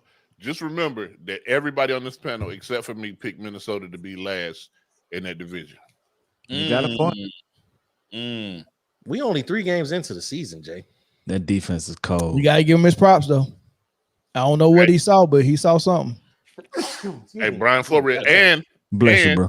Thank you. And it hasn't materialized yet, but I did say that Bo Nix would have a better season than Caleb Williams. I don't think he is having a better season. Than Hold on. I don't know. I'm saying because Caleb Williams had an abysmal start. Well, first of all, Jay's been a little bit disingenuous because he didn't say Bo Nix would have a better season than Caleb Williams. He said, "Don't be surprised if Bo Nix is the best quarterback in this draft." And that's wrong because Jaden Daniels is going good call, man. Stupid. But still, don't be surprised if Bo Nix do it. Like Jalen Daniels, it's not really crazy. It's short passes. And short passes. He threw. You ain't see them bombs he dropped to Terry McLaurin in the bucket under pressure for 3.5 quarters, and then he hit a Jaden Daniels. You got a mic, Chris. Jaden Daniels got speared that man by Roman Reigns on that last touchdown to Terry McLaurin, and it was a dot in the bucket. Okay, great pass. Last play of the game. Fantastic. He threw under 5 yards every pass before that. Nah, because I seen him hit. Don't get me wrong. Don't get me wrong. No, don't get me wrong. It builds confidence. You have to do for rookie run. That's what you have to do for rookie. But he's also diagnosing the play and knowing when to get out of there too, and extending drives. Hell yeah, one read and get the hell out. Who would have thought that Christian McCaffrey wouldn't be the most productive McCaffrey this year? That's crazy. Man, crazy. That is wow. That's wild. Crazy. Shout out. Think about how many fantasy drafts are messed up because everybody took. He messed up mine for sure. Yeah, because I in my work league, I had the number 1 overall pick. I was like, oh, this is easy. CMC, boom, IR. Virginia Tech ain't played no good football in about 10 years, 12 years, right? Did they beat Miami today? They giving Miami that work. Yeah, a bunch of turnovers. Really? Cam Ward playing like trash. He playing bad right now. I seen him fumble on the first drive, and then I seen him score. I was like, I don't want to see this. They came back after that though. They hit 2. I think he fumbled on the first drive. They score. They got the ball back, got a touchdown on the very next play from scrimmage. They got a pick, and on the very next play from scrimmage, they got another touchdown. So I was like, okay, here they come. And then they proceeded to turn the ball over 3 times. They are playing in Miami, right? It just got rain. They just got rain. That's true. It just got the weather's bad there. Yep. Yeah. Anybody in the South, man, or in that area, man, y'all stay safe out there. I heard Helene going crazy. Yeah, she wild. Out here taking people's furniture from the backyard and placing it elsewhere. Yeah, she wild. Oh, they got about 10. Shit. Yeah. All right, man. Y'all want to move Nick to Wright. our last topic? Yeah, let's get to this mofo right here. Hey, Nick Wright, man. Spitting some jewels this time. He called out the fake Caitlin Clark fans. He said they are not real fans. They're trolls. They don't even like basketball. They don't even like Caitlin Clark. They're just racists who found a new way to project their ideologies. All right, this is what he said in a nutshell. Well, not in a nutshell. This is it. And I think they're going to win the championship. Caitlin Clark, after a little rocky start to the year, ended up actually exceeding expectations. Clear-cut top 10 player in the league already, arguably top 5 player in the league already, got the team to the playoffs. But none of that is the story. And none of that is the story for me right now, because this mediocre, unimpressive, grown woman decided she was going to wear this outfit looking like this to a basketball game. And if you can't see, it says ban nails. And she has long, fake nails on her fingers, mocking Dejanay Carrington. Dejanay Carrington, who plays for the Connecticut Sun, who was interrogated all week because when she swiped for the ball, she hit Caitlin Clark in the eye. Forget the fact that Caitlin knew it was unintentional. Everyone watching seemed to think it was unintentional. The goddamn internet decided maybe it was intentional, and it became the story. And if you sense anger in my voice, it's because it's there. Because race in this country is a rubber band, y'all. And when one side stretches, the other side gets a little more tense. And then when one side snaps back, the other side feels the reaction to it. And fortunately, by some miracle, our country's racial rubber band hasn't actually fully snapped in 160 years. But every time it's stretched and every time there's pressure on it, it's not quite the same. It's frayed a bit, it's distorted a bit, and it's a little bit weaker moving forward. And here is what has happened over what should have been the greatest season in women's professional basketball history. You got this boatload of new fans because Caitlin Clark is box office, right? And the rest of the rookie class is very impressive. Caitlin Clark is box office. But unfortunately, and inevitably, and the league should have seen this train coming down the tracks, on that bandwagon were folks that weren't fans of basketball, that weren't even actual fans of Caitlin Clark. They were fans of what they thought Caitlin could represent, which was the humbling of black women. And you got this cavalcade of open, unabashed racists who tried to put a hood of Caitlin Clark fandom on, and on social internet and last night in person tried their best to terrorize her opposition. And while I have said I think it'd be better for everyone not to read their social media feeds, that's easier said than done. And Dejanay got a damn email from somebody saying, basically, hope you die. And like I said, it's a rubber band. And so what happens when it gets as bad as it has gotten, and the other side gets tenser, then all of a sudden, you have folks who are seeing this happen, seeing this big tent now has a corner of the tent occupied by figurative torch-wielding racists, and they almost as a defense mechanism start to minimize the actual on-court impact of Caitlin Clark as like a protectionism. And then the folks that weren't the torch-wielding racists and were just enjoying the basketball, they see, well, hold on. There's a lot of women who cover this league, majority of which black women, seem to be downplaying or hating on or dismissing Caitlyn. And then they get upset. All right. So that was most of what he said, but he kept going. It's a lot of things he said in here. I do want to address a couple of comments though. Mm-hmm. Full Metal, he said, why the heck would long fake nails be allowed? That's part of the problem because she doesn't play with long fake nails.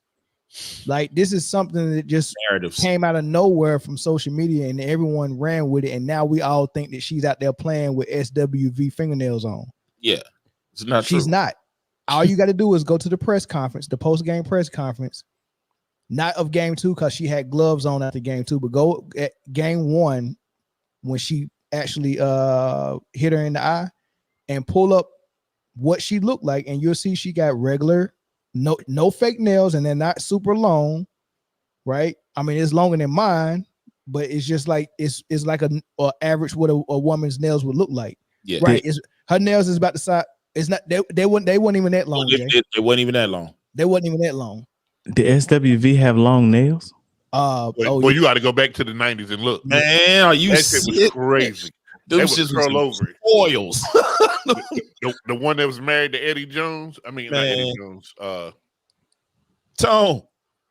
What's good, fellas? What's The happening? one that was married to Eddie George. What's up, big dog? Yeah. So as a matter of fact, I think I might have a. Do I got a picture of her nails? Why would you? Oh, I thought you were about to say you might have a picture of SWV nails. I might have a picture of SWV nails too, for real. Let your love just fall like raindrops. I'll pull them up later, but yeah.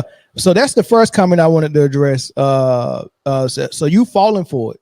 You fell for it. I mean, she doesn't have long fake nails, so that no one's debating if long fake nails should be allowed. The actual debate it's not even a debate. The conversation is she didn't have long fake nails. Everyone who's saying it is that's why we know it's a racial stereotype, because the stereotype is stand up. Let's stand up right there. Yeah, I appreciate that for a quick apology. Yeah. SWV had long nails. Yeah. I don't think no basketball girls. I think that's probably the only. It hurts so bad. Yeah, you can't. You don't see it in tennis. You don't see it in basketball. You don't see it in. And you can't even shoot the rock with them. You can't shoot. You the can't. Rock. Like you can't. It's impossible. It's not feasible. So I don't know what coach would allow that, but anyway, I don't know if you heard that, Tony, but it was Nick Wright's soundbite of him talking about or describing how this season was with the slew of fans that came and followed Caitlin Clark to the league, and these fans were closeted racists, pretending to be basketball fans, pretending to be Caitlin Clark fans, but they was really just here for the riffraff, and they was using Caitlin as a, I don't know, what you call it, some type of vehicle for them to continue to push their views and their racism. But the floor is y'all. Smoke screen. There you go. I don't think it was ever a closet. They just flat out racist. They find a new, different color sheet to jump out with. That's it. Nah, I believe it's the perfect storm of the whole, the political climate plus her entering into the thing. Man, it's that whole. It was the perfect storm of people saying things that they wanted to say and using basketball as a way to say it. Yeah, we've seen this. We've seen this before. We'll see it again. Yeah, I agree, Jay. But I kind of have a spin on it, man, because I don't think it's so much a racial thing as everybody making. I think it's easy to say it's a racial thing because she's a heterosexual, white female. But I just my personal post of Caitlin Clark stuff, it'd be grown black men, you know what I mean? It'd be young white men, you know what I'm saying, going at me just as much. I think this is just a what do you call it? A consequence. When you have an influx of new people, you're gonna have a bunch of casuals who, outrage at everything. Like we know what sports bring. Caitlin Clark dishes it just like she receives it, but that's not gonna make the CNN news cycle. So it's partially a racial thing, and of course they're gonna do their thing and get their voices off. But I think this is going by her sophomore, third year. It's all going to die down. It's just a new thing, the new toy on the shelf. I mean, I would love for it to die down. I would love for it to die down. It'd be nice for them not to return back to the league next year. Amen. It would. That happening. The same, big bro. Say the same. As long as Caitlin Clark is playing, I feel like it's the same thing with LeBron fans. As long as LeBron is playing, the fans will always be around and present and loud. Sheesh. No, it's not. It's not the same thing at all, because you don't have like so. Let's dive into what you just said, Tony. Like, there are people who clear are casual fans that are misinformed and see things. Like, that's a group, and you can kind of accept that. Like, you're gonna see that all the time. You know what I'm saying? I see it a lot with people who actually think that the Kansas City Chiefs play in Kansas. You know what I'm saying? So, you're gonna see it. That'd be funny as hell. You're gonna see it, but then there's another group, and these are the ones that we're talking about, the ones who are spewing hatred and capping for Caitlin Clark at the same time, so that you don't see the hatred as pure hatred. You get what I'm saying? Yeah, hey, I've never heard it like this. That is fun. He said that he's in a lot of CC groups out of curiosity. He wanted to say out of curiosity, so we won't think that he's part of it. But he said it's like a trade. And you know how you trade basketball cards? He said it's like a racist mean trading group. Oh yeah, they just hey, Mel, you remember I told you that. It wasn't about Caitlin Clark, but I told you I had to leave all them groups that I was in. And I was in a fan group for a team that I like to follow, and a black man ain't got no place in there. Sure, man. Hey, shout out to the Blue Devils on Facebook. I know damn well they don't know nothing to do. They don't have nothing to do with basketball. They don't have nothing to do with sports, period. But they got up Caitlin Clark stuff and racist memes, and it's like I ain't gonna unfriend them because I don't know who the hell they are. I want to see them right in my face. Identify yourself. It's simple. Dang, we got sundown times on Facebook now. Oh yeah, like it. Definitely there. No question. Sundown town. Don't play. That's another reason why I don't join none of these sports groups outside of the ones that I'm in, because this is like, Facebook will show you. Facebook will show you like certain things of groups to see if you're interested, and it allows you to join. And those example posts that I see, and it's just like, yo, Caitlin Clark is such and such, this, that, and the third, blah, blah, blah. They was capping hard for her to be the MVP. Like it's toxic over there. And I'm like, man, I'm so good. My favorite thing is from the news platforms.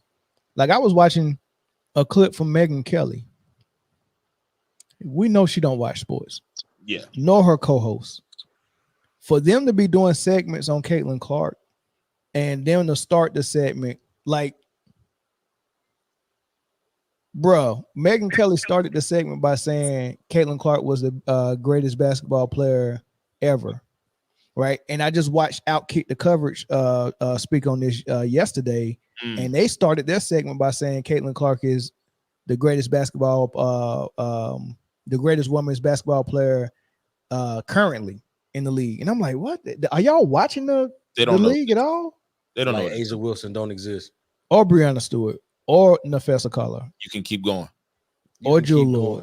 You can keep or going. Andy School. Or Rika. Yeah. Or Kelsey Mitchell. Or Kelsey Mitchell. Lord have mercy. Yeah. Jackie Young. Man. I'm gonna put Caitlin over Jackie Young. She disappointed me this year. Yeah, she let me down. But I don't know what's going on with Jackie Young. I'm gonna put Caitlin over Jackie Young. She might be hurt though. I don't think she hurt. I think she just, I don't know if she know her role in it. I don't know. Yeah, maybe. Yeah, I think she was in the Chelsea Gray role, and then when Chelsea came back, she kind of got in. It could be it. Yeah, kind of got lost in it. Yeah, here's the thing, and I'm speaking to everybody who can hear me. Yo, just because somebody is your favorite player, that don't mean that they're the best. Like everybody, people are not being able to tell the difference now. They're blending the lines. Dude, my favorite player of all is David Robinson. There's no way that I would sit here with a straight face and tell you that he was the best player that ever played. Now he was top 5 centers that ever played, but not the best. And you got to be okay with that. Like you got to be okay with like people be like, man, oh man, I love Caitlin Clark, so she the best. Not, she probably not. She probably not. You know what I'm saying? The same with LeBron, the same with everybody, man. Like, yeah, they could be your favorite, but they probably not the best, bro. It's only one best, and it ain't who you like. But unless you like the best. I like how you worded that, Jay, because I mean, just being realistic, you know, these kind of people have always been around, man. Before the internet existed, they was in the barbershops. It was always that one dude in the barbershop. His favorite player was the greatest thing since sliced bread. And you know what we did? We just ignored them, and then we went back home. So a lot of these people are just trolls. And to Nick Wright's credit, he said it, like, these people are just trolls. Caitlin Clark is the new toy, you know, and eventually, if not her next year, I say by year 3, 4, they're going to fall off. And then, you know, you're right. Next year, because you know who coming out next year? Young Paige. Paige better stay. She better stay healthy though. Oh wait, hold on. So Juju got 2 years. Yeah, she got 2 years. Okay. And the thing with Paige though, next year, Paige come out next year. Somebody else. It's like a 3 that's really really good. What's the South Carolina point guard they bring off the bench? For Wiley. I don't know how much time she got 2 years. 2 more. Okay, and then where them twins at? Flage, the twins from Miami. They wasn't that good. No, they people was talking about they in the WWE. Yeah, they blew up on social media, but they went popular. Yeah, but Flage should be coming out next year. Flage, Paige, and it's somebody else. Oh, Haley Van Lith. We talk Van Lith coming out. Van Lith is coming out. Haley Van Lith coming out, and then Juju in 2 years. When Juju get here, Van Lith boy. When Juju get here. And here's the thing, like y'all act like it don't even have to be that. It don't have to be that. Like if you go into Buffalo groups and the shit, like they talk about Josh Allen like he is the second coming of the second one. You know what I'm saying? And he's actually a great player, but Jesus, like you know what I'm saying? Like they're gonna run behind. Ain't had no good quarterback since Jim Kelly though. This is a good one right here. Do y'all think CC they had Tyrod Taylor? No, no. He's the same person. I think that commented. You had a comment up earlier that said that Enrique was better than Asia Wilson. And I disagree with that. But now, as far as CC been better, we gotta be able to tell the difference between a player who is gunning and taking her stats with a player who got coached to play in a system. Right, we gotta be able to look at those two players and see what they can and can't do on both ends of the floor, and then determine which one is better. Because we just take the raw stats, the style that Caitlin play is built for raw stat, like it's built for stats. Yeah, but whatever your coaching philosophy is, you gotta throw out of the window. You gotta play that style that she play, or you can't use her. I mean, you got to think about it. In Iowa, it was Caitlin Clark and the Clarkettes. You couldn't tell me anybody else except Kate Martin. It was designed to be that way. Even if those other players got better skills, it was designed to be this is my team, and everybody else just fall in line. But you're not running that system with Gino. No, absolutely. You're not running that with Gino. Absolutely. And he done had all the great players. All of them. You're not pulling that with Gino. You're not doing that with Gino. It ain't gonna be centered around all y'all gonna be great basketball players, and all y'all gonna have individual skill set and talent. We're not gonna let you just dominate the ball and make me look regular. I'm surprised he stepped around though, to be honest with you. Who, Gino? Yeah. Yeah. You've been around, man, since I was a little dude. I remember. I mean, if you win at a consistent rate and they pay you, why leave? Yeah. How long was Coach K coaching for? How long Tom Izzo been coaching for? Right? You win, they pay you. Why leave? Keep getting that echo coming from. Yeah. What about this comment, y'all? But I gotta call out the jealousy for Caitlin Clark. This is jealousy and ego situation. All right, explain to me what the jealousy at the phone line is open. I would love to know that. Because what are they jealous of? And tell me who's jealous. Tell me the player that's jealous and what that player did to show that she was jealous. Mm-hmm. Don't just make a blanket statement like I hate that blanket statement. We can't really pin it down. Tell me what someone did that was considered jealousy, because someone said that Kenny Carter, the hip bumping her, was a sign of jealousy. What do you expect the player to do in the heat of the battle? Do people forget that vets still torture rookies? No, it ain't about a vet or rookie thing. It's just about that's basketball. We got examples of every player in the league getting hit and tossed, whether it was before the play, after the play, during the play. It's not unique to Caitlin Clark. All the females in the WNBA is getting physical like that. Here's the thing, Mel. A lot of people hadn't watched the WNBA, so they're used to the NBA brand. They're used to the finesse. And these young ladies have been playing physical ball the whole time the league has been in existence. Exactly. They never stop. They never cease from it. And now for money and marketing, everyone is suggesting that they do it. So players like Caitlin that are finesse players can excite the league, entertain everyone who's watching and the new viewers, and bring on new audiences that are not basketball purists, but just people that's there for the excitement and the entertainment. Caller from California, go ahead. Yeah, what's up, man? This is John. What's good, bro? Yeah, I made the comment that, I do acknowledge that some sections of our fan base are racist trolls. Not every single one of them are, are racist. I like both Caitlin Clark and Angel Reese.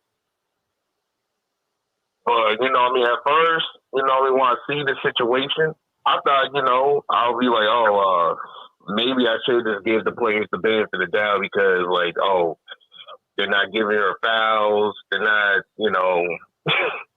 they're actually doing a little bit too much over the court as far as making her, pushing down or even some dirty tactics in the court. But when I be watching more of those games, I cannot see and say that, the league is giving bias for Caitlin Clark. They actually Indiana was one of the lowest teams when drawing out fouls and go to the free throw line. They're one of the lowest. Even Chicago Sky has shoot more free throws in this season than Caitlin Clark. Than Caitlin Clark in the Indiana Fever. How does the Indiana Fever offense, how do they play? Are they in the paint a lot, or do they? Because Caitlin Clark shoot about 10 threes a game. You do know that, right? Yeah, it shoots. Okay. How many threes a game does Kelsey Mitchell take a game? About 8, right? How many threes a game does Lexi Hull take? 6. About 4. Right, they're a 3-point shooting team. They're a finesse team. They get out and run. They're not in the paint and they're not in the post that often. That's where the fouls come from, in the paint and in the post. Jump shooters. They do drive into the post. I understand, but if you're driving to the hole 15 times a game and I'm in the post 50 times a game, which one you think are going to generate more foul calls on shooting fouls? Right. It's not a conspiracy that the league is saying we're not going to give Indiana Fever foul calls. That's not a real thing. That's not real. I never said it was a conspiracy. No. But in order for them not to get calls, and in order for it to be something against Caitlin Clark in the Indiana Fever, that means it's a conspiracy. Because by definition, a conspiracy is 2 or more people getting together behind closed doors to come to the plan. So you're saying that the league is saying we're not going to give them calls for whatever reason. That's not what's going on. No, I'm not trying to say it's a conspiracy. I'm just saying that there's some level of unfair treatment as far as the fouls, like the balance when it comes to fouls and the free throws, wasn't really there. I'm not saying she has to get special treatment. I'm not trying to make her into a LeBron. I'm trying to say that there is at times there's unfair treatment. That you saying a Fever was getting unfair treatment? Compare to what? Okay, unfair treatment in what way though? And just the free throw percentage? I mean the free throw totals. Well, we already even on the playoffs. Okay, what they got clapped. There was they played a team that was better than them. They got clapped. That team was 10 times better. They were better, but even at the times when they opened the games, the Suns actually did certain tactics in the game, and I think there should be fouls. There should have been fouls over there. I'm not saying that the Fever is going to beat the Suns. I'm saying that there should be more. There should be more call out when it comes to the fouls. No, I disagree. I disagree. I think it should be. I think it should be better basketball played by the Fever. They're playing 1 versus 5, and the other 4 girls is on Caitlin's team is just there to space the floor for her while she go 1-on-5.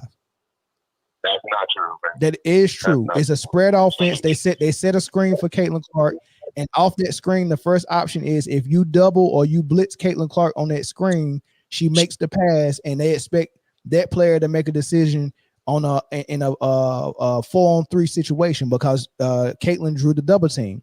And when I make that pass, now Leah Boston or whoever else is getting that pass at the free throw line, you're on a 4-on-3. You can either take that jump shot, go all the way to the hole, either or, right? That's the first option. The second option is if they don't hedge or blitz the screen and they just switch all together, then Aaliyah Boston goes in the post and they just throw the ball in the post and Aaliyah Boston goes 1. The third option is if you switch, but Aaliyah Boston don't have a mismatch in the post, now Caitlin Clark is going to try to get to her left hand and do a step back 3, and that's the entire offense. The only other wrinkle they had to that offense is, okay, none of that work. Throw it to Kelsey Mitchell, and you go 1-on-1 and get your bucket. They don't have any offensive sets for Kelsey Mitchell except that Iverson cut to get her the ball on the wing, and then it's 1-on-1 from there. Good point, big bro. Good point. That's what it is. Let him cook. Let him cook. Yeah, I'm here. I'm listening. I'm not even disputing on that. Like, you know, Caitlin Clark got holes in her game that she got fixed for next season. But I'm not gonna sit here and also pretend that there wasn't no fouls that should be called out. It's like that for every player. Oh, there's fouls that should be called every game. Every player, every game. Man, but this is what gets me though. It's like it's holes in her game. Yeah, we all know that. But it's like you want to cater to those holes so she has a fair chance to win. Is that what you're saying? Exactly. What you saying again? I said she has holes in her game, so you want the league to call more fouls for her so she has a chance to win. No, it's not even about that. I'm saying that there shouldn't be sheet rock. That's what it's saying. No special treatment, and then she never got no special treatment. But there is times over in the games, even in the regular games, that there's some dirty tactics and on one foul that shit. But I'm saying you would have a point if you didn't have any other examples of that happen to other teams and other players. This is not unique to Caitlin Clark. It happens everywhere. Getting fouled and not getting a whistle is not unique to Caitlin Clark, and it's not unique to this year. This been happening. Like it's a physical brand of basketball. They let them play a lot. I was gonna ask too for the caller. Can you, with that same, since you noticed this is happening with Caitlin Clark, can you tell me what's the frequency, in your opinion, of how many missed calls Asia Wilson doesn't get? Because she get beat up too, and she the best player. She is the face of the league.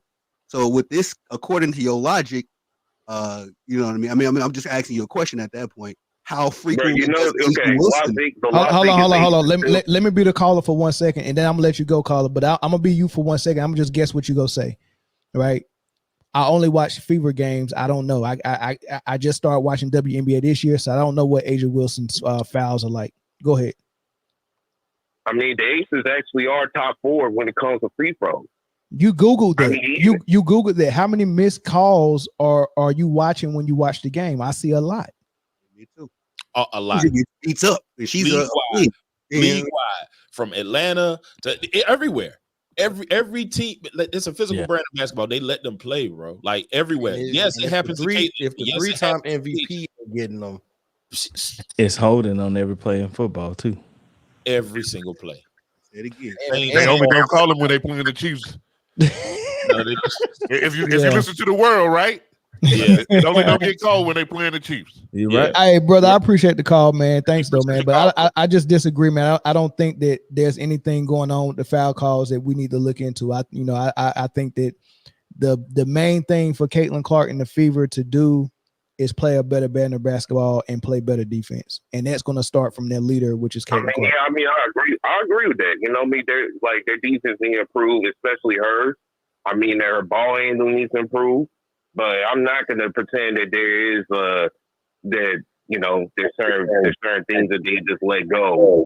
And for every player, yeah, it's not just Caitlin. For every player, they let some stuff go. But thanks for the call, bro. All right. Yeah. No problem. Yeah. Let's get one more phone call, but two more. But yeah, it's every player is getting. Am I wrong?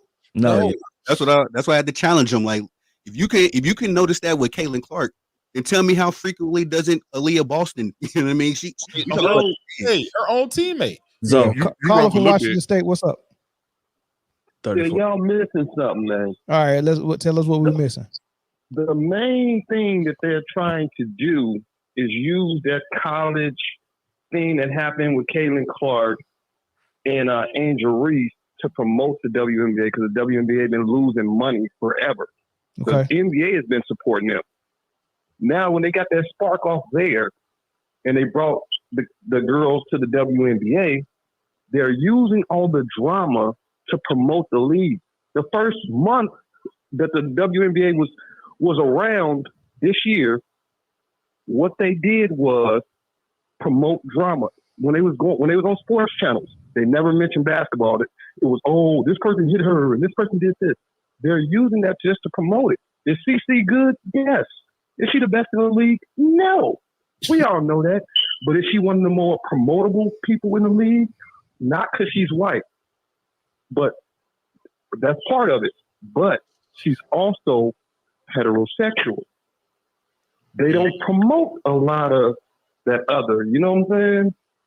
To me, it is what it is. Whatever you choose to be is what you choose to be. But they just want to promote her for that simple fact. So all the African American women get mad because they already know that they're better, but they got to catch the breadcrumbs. We did that. What do y'all think? Your witness, though. You said what? Man, I try to be politically correct in a lot of but I can't help but bring race into it because of the majority. Will we say the majority of the audience that acts that way with Caitlin is of a race? Is that fair? Yeah, that's fair. Is that fair without being, judgmental of what that race is? Is that a fair statement? Yes. Okay. Yeah. So when that is a statement, go ahead. What'd you say? Yes, that's fair. Okay, so I don't think that it can be neglected because it's race. You get what I'm saying? I think it has to be brought to the forefront. You don't agree with that? Like, I agree with that. I'm saying the drama is what's selling the game. That's all. It's not the skills. It's not the skills. They have the same amount of talent that they basically had last year. Let me ask you a question. They just have more promotable rookies that came in and let the WNBA on fire. That's the whole thing. They've been trying to find something to promote their league for 2 decades. They couldn't get it done from DT. They couldn't get it done from they kind of got it done from Candace Parker, but at the end of the day, they're using the drama to promote. That's basically what it is. What's the drama based on? And then I'm ask you. The drama started from the college part. It got so many hits. How many people watched the championship? Yeah, but why did that drama start? Why did the drama start? Is the question. That drama started between CC and Angel. Okay, and I got a better question though. We gonna land this plane. I got a better question. Let's take the word drama and put it to the side, right? Mm-hmm. Are you okay with me? You okay with me referring? No, to I'm listening, but it's kind of a little lower now that you're talking. All right. I didn't hear the whole thing. I told Jay he was low. He didn't believe me. We talked about real low. Yeah, Zoe low too. We tried to tell him. Hey, yeah, Dude, Zoe my machine up as loud as they go. But listen, instead of drama, let's call it storylines. Right? Fair. Like that. Let's talk. Let's call it storylines. Instead of they're not using drama, they're using storylines to promote their league. Name one professional sports league that does not use storylines to help grow the league. It's all about. I didn't say it wasn't a popular move. I'm saying they doing it. What was we trying to tell them? What was the men trying to tell them? Lord of the Rings and all this stuff. They, instead of doing that, they used the fire that they had already from the drama from the college, brought it to the WNBA and just kept the fire going. That's all it is. Jay is what Jay was is about the to drama get to, from college? But what Jay is about to get to started in the drama from college was CC and Caitlin Clark talking trash to each other. It wasn't just trash talking. No. No, I'm not gonna let you don't skirt around it. Don't diminish it to that because it was don't skirt around it. Don't skirt around it. What was it then? There was a whole John Cena gesture that each person did. And when one person did it, it was cool and fiery and competitive. And when the other person did it, was one person did it and trashy. But it was the same exact. Come on, man. All right, hold on. Let me land this plane for him. All right, because we go admit some truth on here tonight. Yeah, let's do it. Yes, all right. So when the drama started, when LSU beat Caitlin Clark in Iowa, yes, sir, and when Angel Reese taunted Caitlin Clark, what was the response from a lot of people on social media as fans, and not just fans, but huge sports platforms like Barstool, Outkick the Coverage, ESPN, former ESPN analysts? What was their response? Did you see what they was calling her? One of them called her a fucking idiot. And this was Oberman, who used to be an ESPN employee, who had 1 million followers on Twitter when he said that. Right? Classless. Dave Portnoy, Dave Portnoy of Barstool Sports called her classless POS. Exactly what he said. And then Jill Biden invited Iowa to the White House. LSU. Right. So imagine the support for poor little Caitlin Clark after she lost and got taunted by big black girl Angel Reese go all the way to the highest level in America, to the White House. Right? Have we ever seen support for Caitlin Clark or for Angel Reese go as high as the White House? Have we seen it go as high as ESPN? Because I see Shannon in the face of ESPN, Stephen Smith supporting Caitlin Clark. 100%. Sure, you do. Right? The majority of fans that are the loudest. The only support we see for Angel Reese are the small voices of Cheryl Swoops and Man Down Sports. Right? So why do you think Dave Portnoy and Jill Biden and Barstool Sports and Oberman and Outkick the Coverage, why do you think they felt so sorry for Caitlin Clark when the big black girl Angel Reese taunted her? Why do you think that was just about trash talking, or do you think that was about race? Okay, when a situation happened, sir, do you think it was about trash talking, or was it about race? Why do you think all the support came in for that part was about race? Sure. Okay, thank you. So now from that started it all. That started the race little civil war, and then from there everything was about redemption for Caitlin Clark that next season. Everything. And then next season got all the way to South Carolina, and then the same thing happened again. She lost again. Right? So now we can't get our league back. Real quick, man. Let me interject. Not only that, but Raven Johnson. I agree with everything you just said. So. Raven Johnson, the year that Caitlin was going on her magnificent run in college, I remember Raven Johnson got the ball at the top of the key. She was about to shoot. Caitlin turned around, did the little hand gestures. And like, I ain't worried about you. 15 feet away from her. 15 feet away, turned her back on her. That's blatant disrespect, blatant basketball disrespect. If you don't even want to move it, that's what led to people taunting her. She brought this on herself. She brought this on herself in college. She don't want it now, it seems, or she's making those statements like she doesn't want it, but she brought a lot of this on herself. And just like you said, that is built on race. That is the drama that they taken from college, just like you said. So I agree with that. They're taking that race drama and putting it as a headline, as Jay said it before. So you know, that's the point. That so the basis of this is race, in my opinion. The basis. I'm not saying it's the only reason that this has happened, because you know, ripple effect. For every action, there is a bunch of different reactions. You know what I'm saying? And Jay, I'm sorry. I just want to. Can I just use the most recent Caitlin Clark game when her and DeWanna Bonner had she initiated that whole little. Well, of course it was a missed call by the refs, whatever you want to go. But yeah, the follow what went viral is that little push. She pushed DeWanna Bonner, and everybody said DeWanna Bonner was the big bad wolf. And also nobody made a mention of how Caitlin Clark blatantly pushed Marina Mabry out of bounds when they was both going for the loose ball. Now you know that's all within the realm of basketball, but we can't be outraged. We can't be outraged when selective outrage. Selective outrage, exactly. So it's not drama. It's just what you need to react to.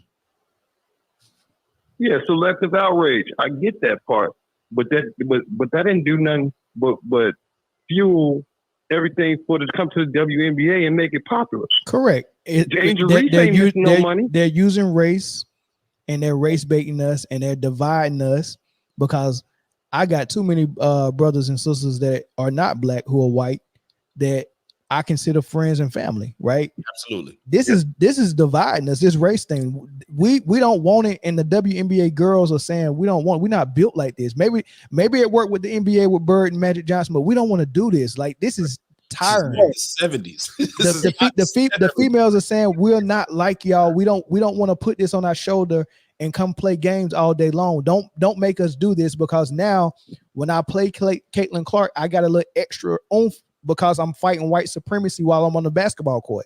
I want to beat her because this is the one that y'all are using to try to use as an arm to beat us. So I'm not just beating Caitlin Clark on the court. I'm beating white supremacy, and I'm trying to shove it to white supremacy. Preach.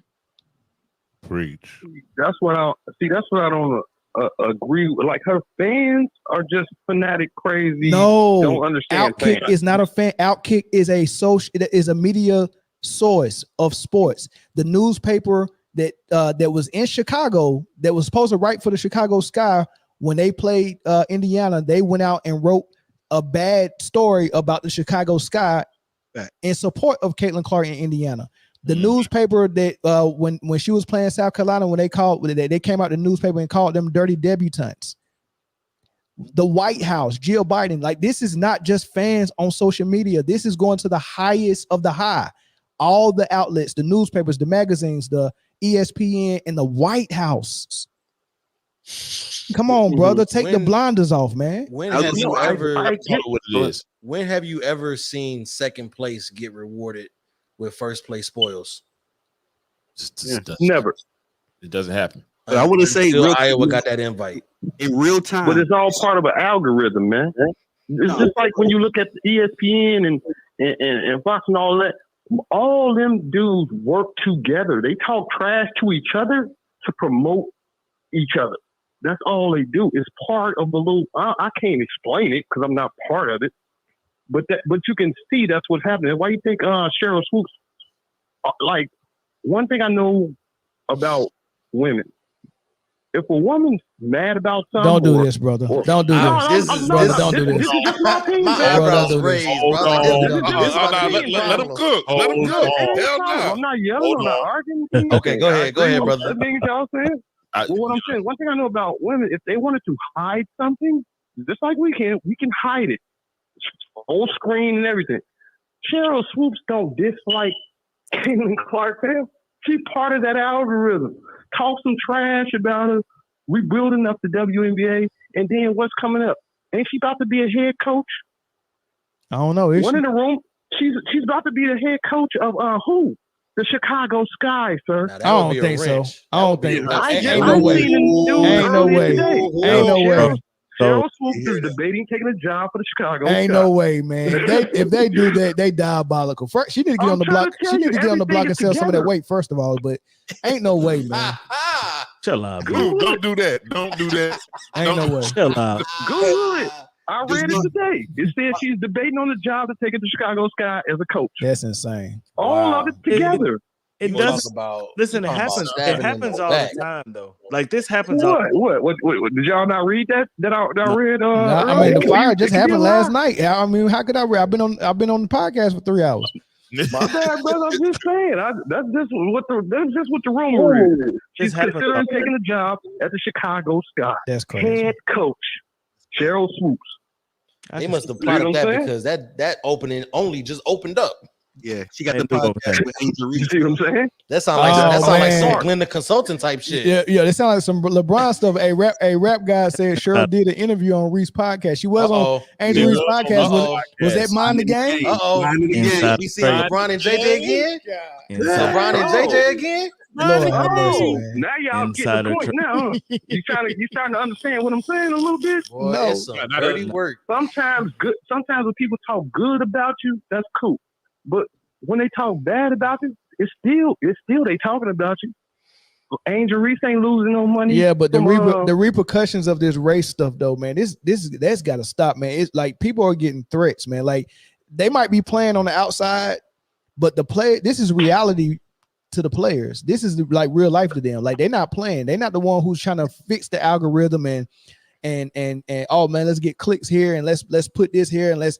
Like it's not fake to them. It might be fake to the people that's orchestrating it, but the chess boards on the board or the chess pieces on the board, they're playing for real. Like how you find somebody's you ain't email never seen a to send them a chessboard on threat. the board, nigga. Mm-hmm. But y'all think about it though, man. It's all together. Well, all together. Was that your smoke detector? I was just about to say that. Hey, look, I'm gonna go ahead and let you off, man, because you spitting facts, but you need to change the bat on that smoke detector, brother. I care about your life. Talk to y'all. I mess with y'all, man. Y'all cool, man. I mean, I appreciate it. Appreciate the call. Next time you call, man, make sure that smoke detector's taken care of. That's a hazard. Yes, I vote batteries, brother. Safety first, man. Y'all have a good one. All right, you bro. too, brother. Have a good weekend. It happens all the time, though, man. Like even think about football, right? Yo, Tom Brady starts slamming iPads on the ground and shit. You know what I'm saying? And he's so competitive. He's so fiery. He's passionate, right?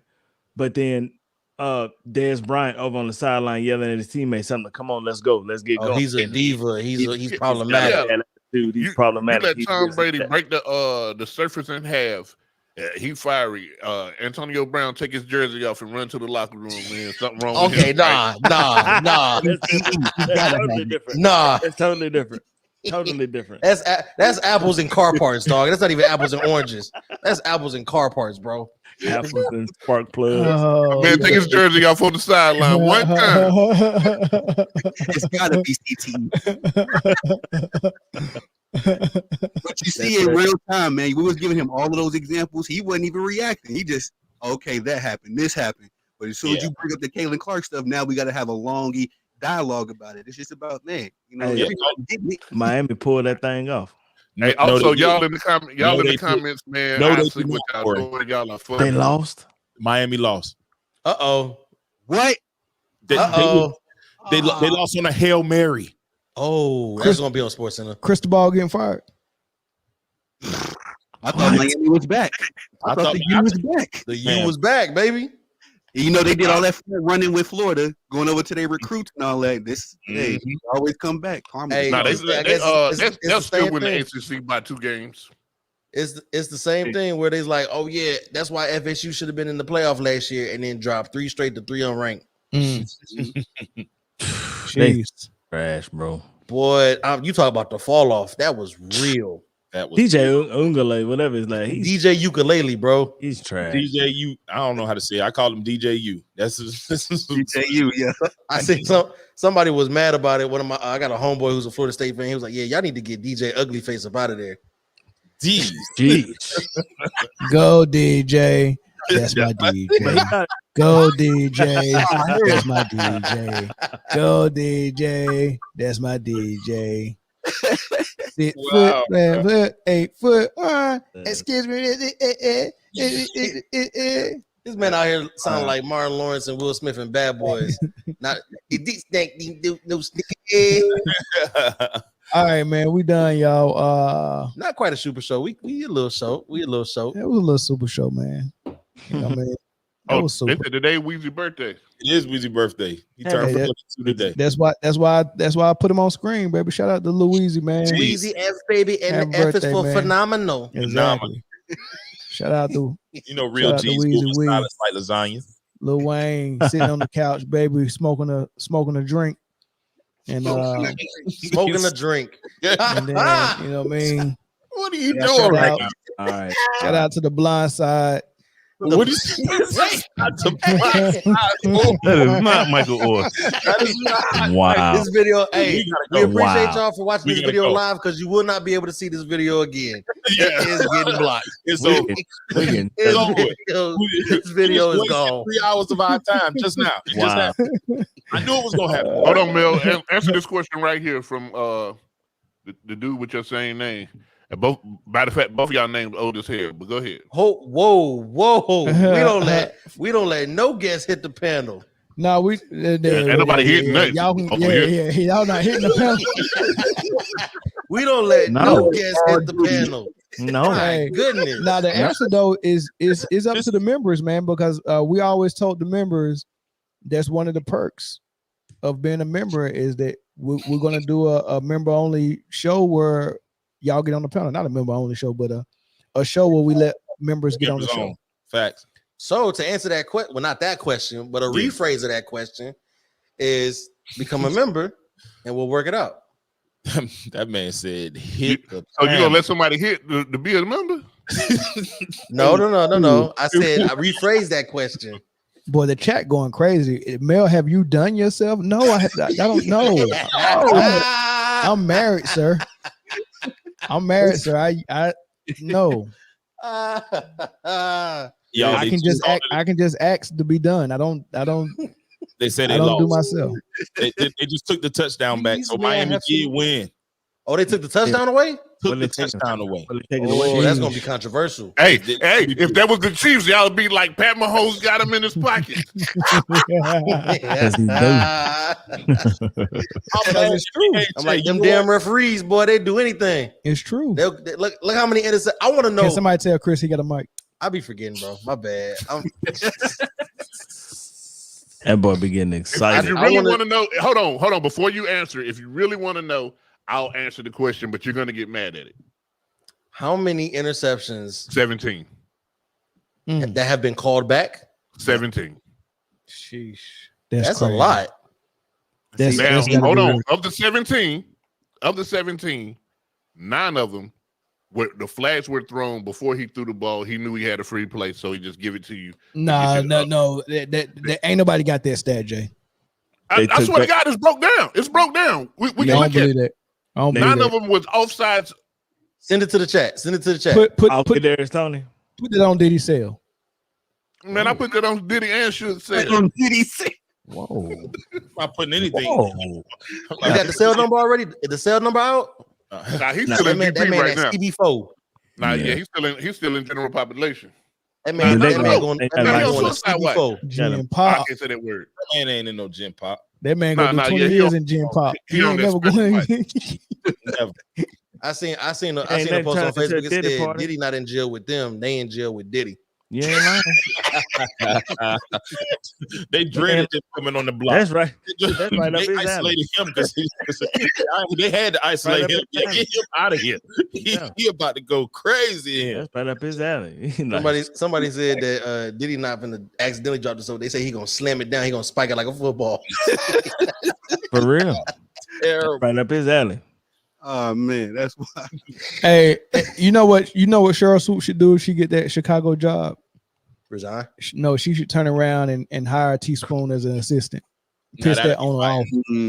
That'd be fire. Like surprise, surprise, surprise, surprise. Man, I'm a Chicago fan, man. It's just we only hire defensive minded coaches. Lovey Smith, Well, I'm a Packers fan, but I just wait. know I was about to say, what the hell? No, yeah, you know it's Pack Nation, but Tim Thibodeau, defensive minded. Teresa Witherspoon, it's just I don't know what the Chicago. So you like everybody else Chicago but the Bears? Yes, sir, brother. Well, half my family in Wisconsin, half in Chicago. So the Pops family, they all Packers fans. Oh, okay. Respect. That we still gonna beat y'all ass this year, just so you know. You said Pakistan? Oh, you said Packers fan. Pakistan. Oh, Pakistan? Pakistan. Now I was messing with me.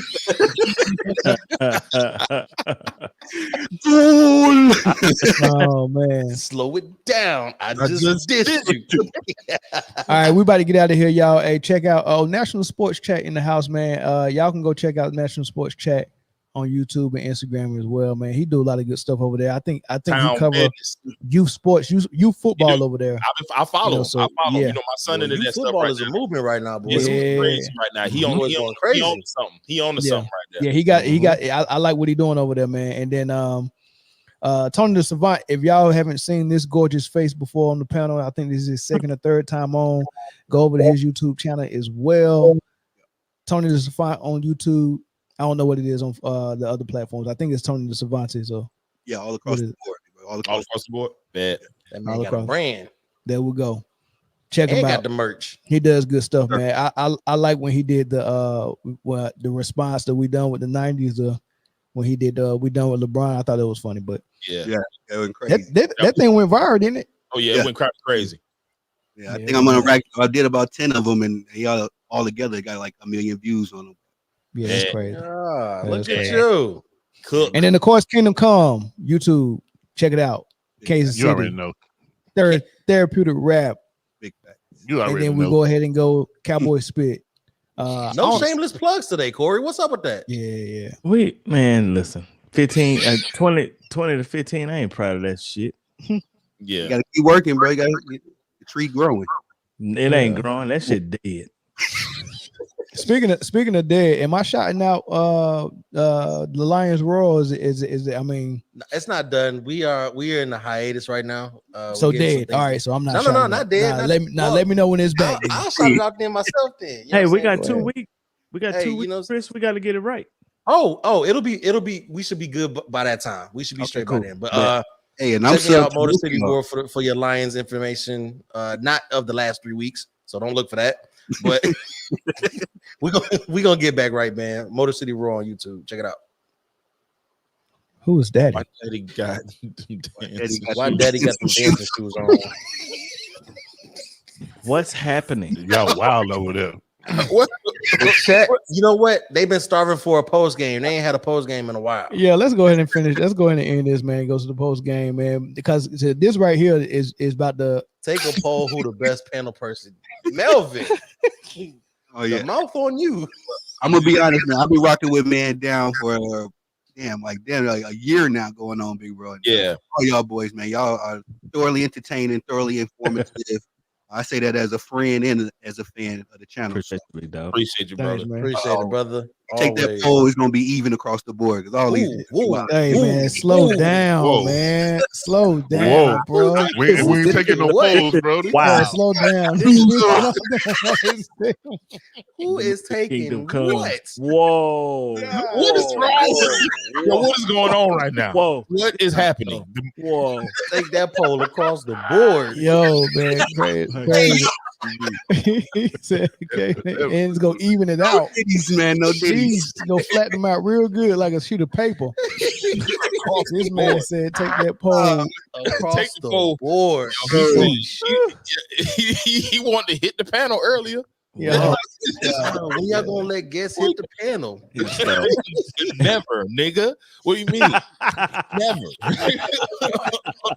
Never, nigga. This ain't that type of party. That's always not we gotta happening. go, man. There is no baby oil present. Hey, look, hey, and bottom. Check us out on the post game on the Patreon, y'all. Man Down Sports. We about to be on in about 10-15 minutes. And it's about to get ignorant. If you're not a member, of us on the page, if you're not subscribing to Patreon, you might want to get there right now, man, because it's about to get ugly in the masterpiece. It's gonna get wow. All right, man. Peace, y'all.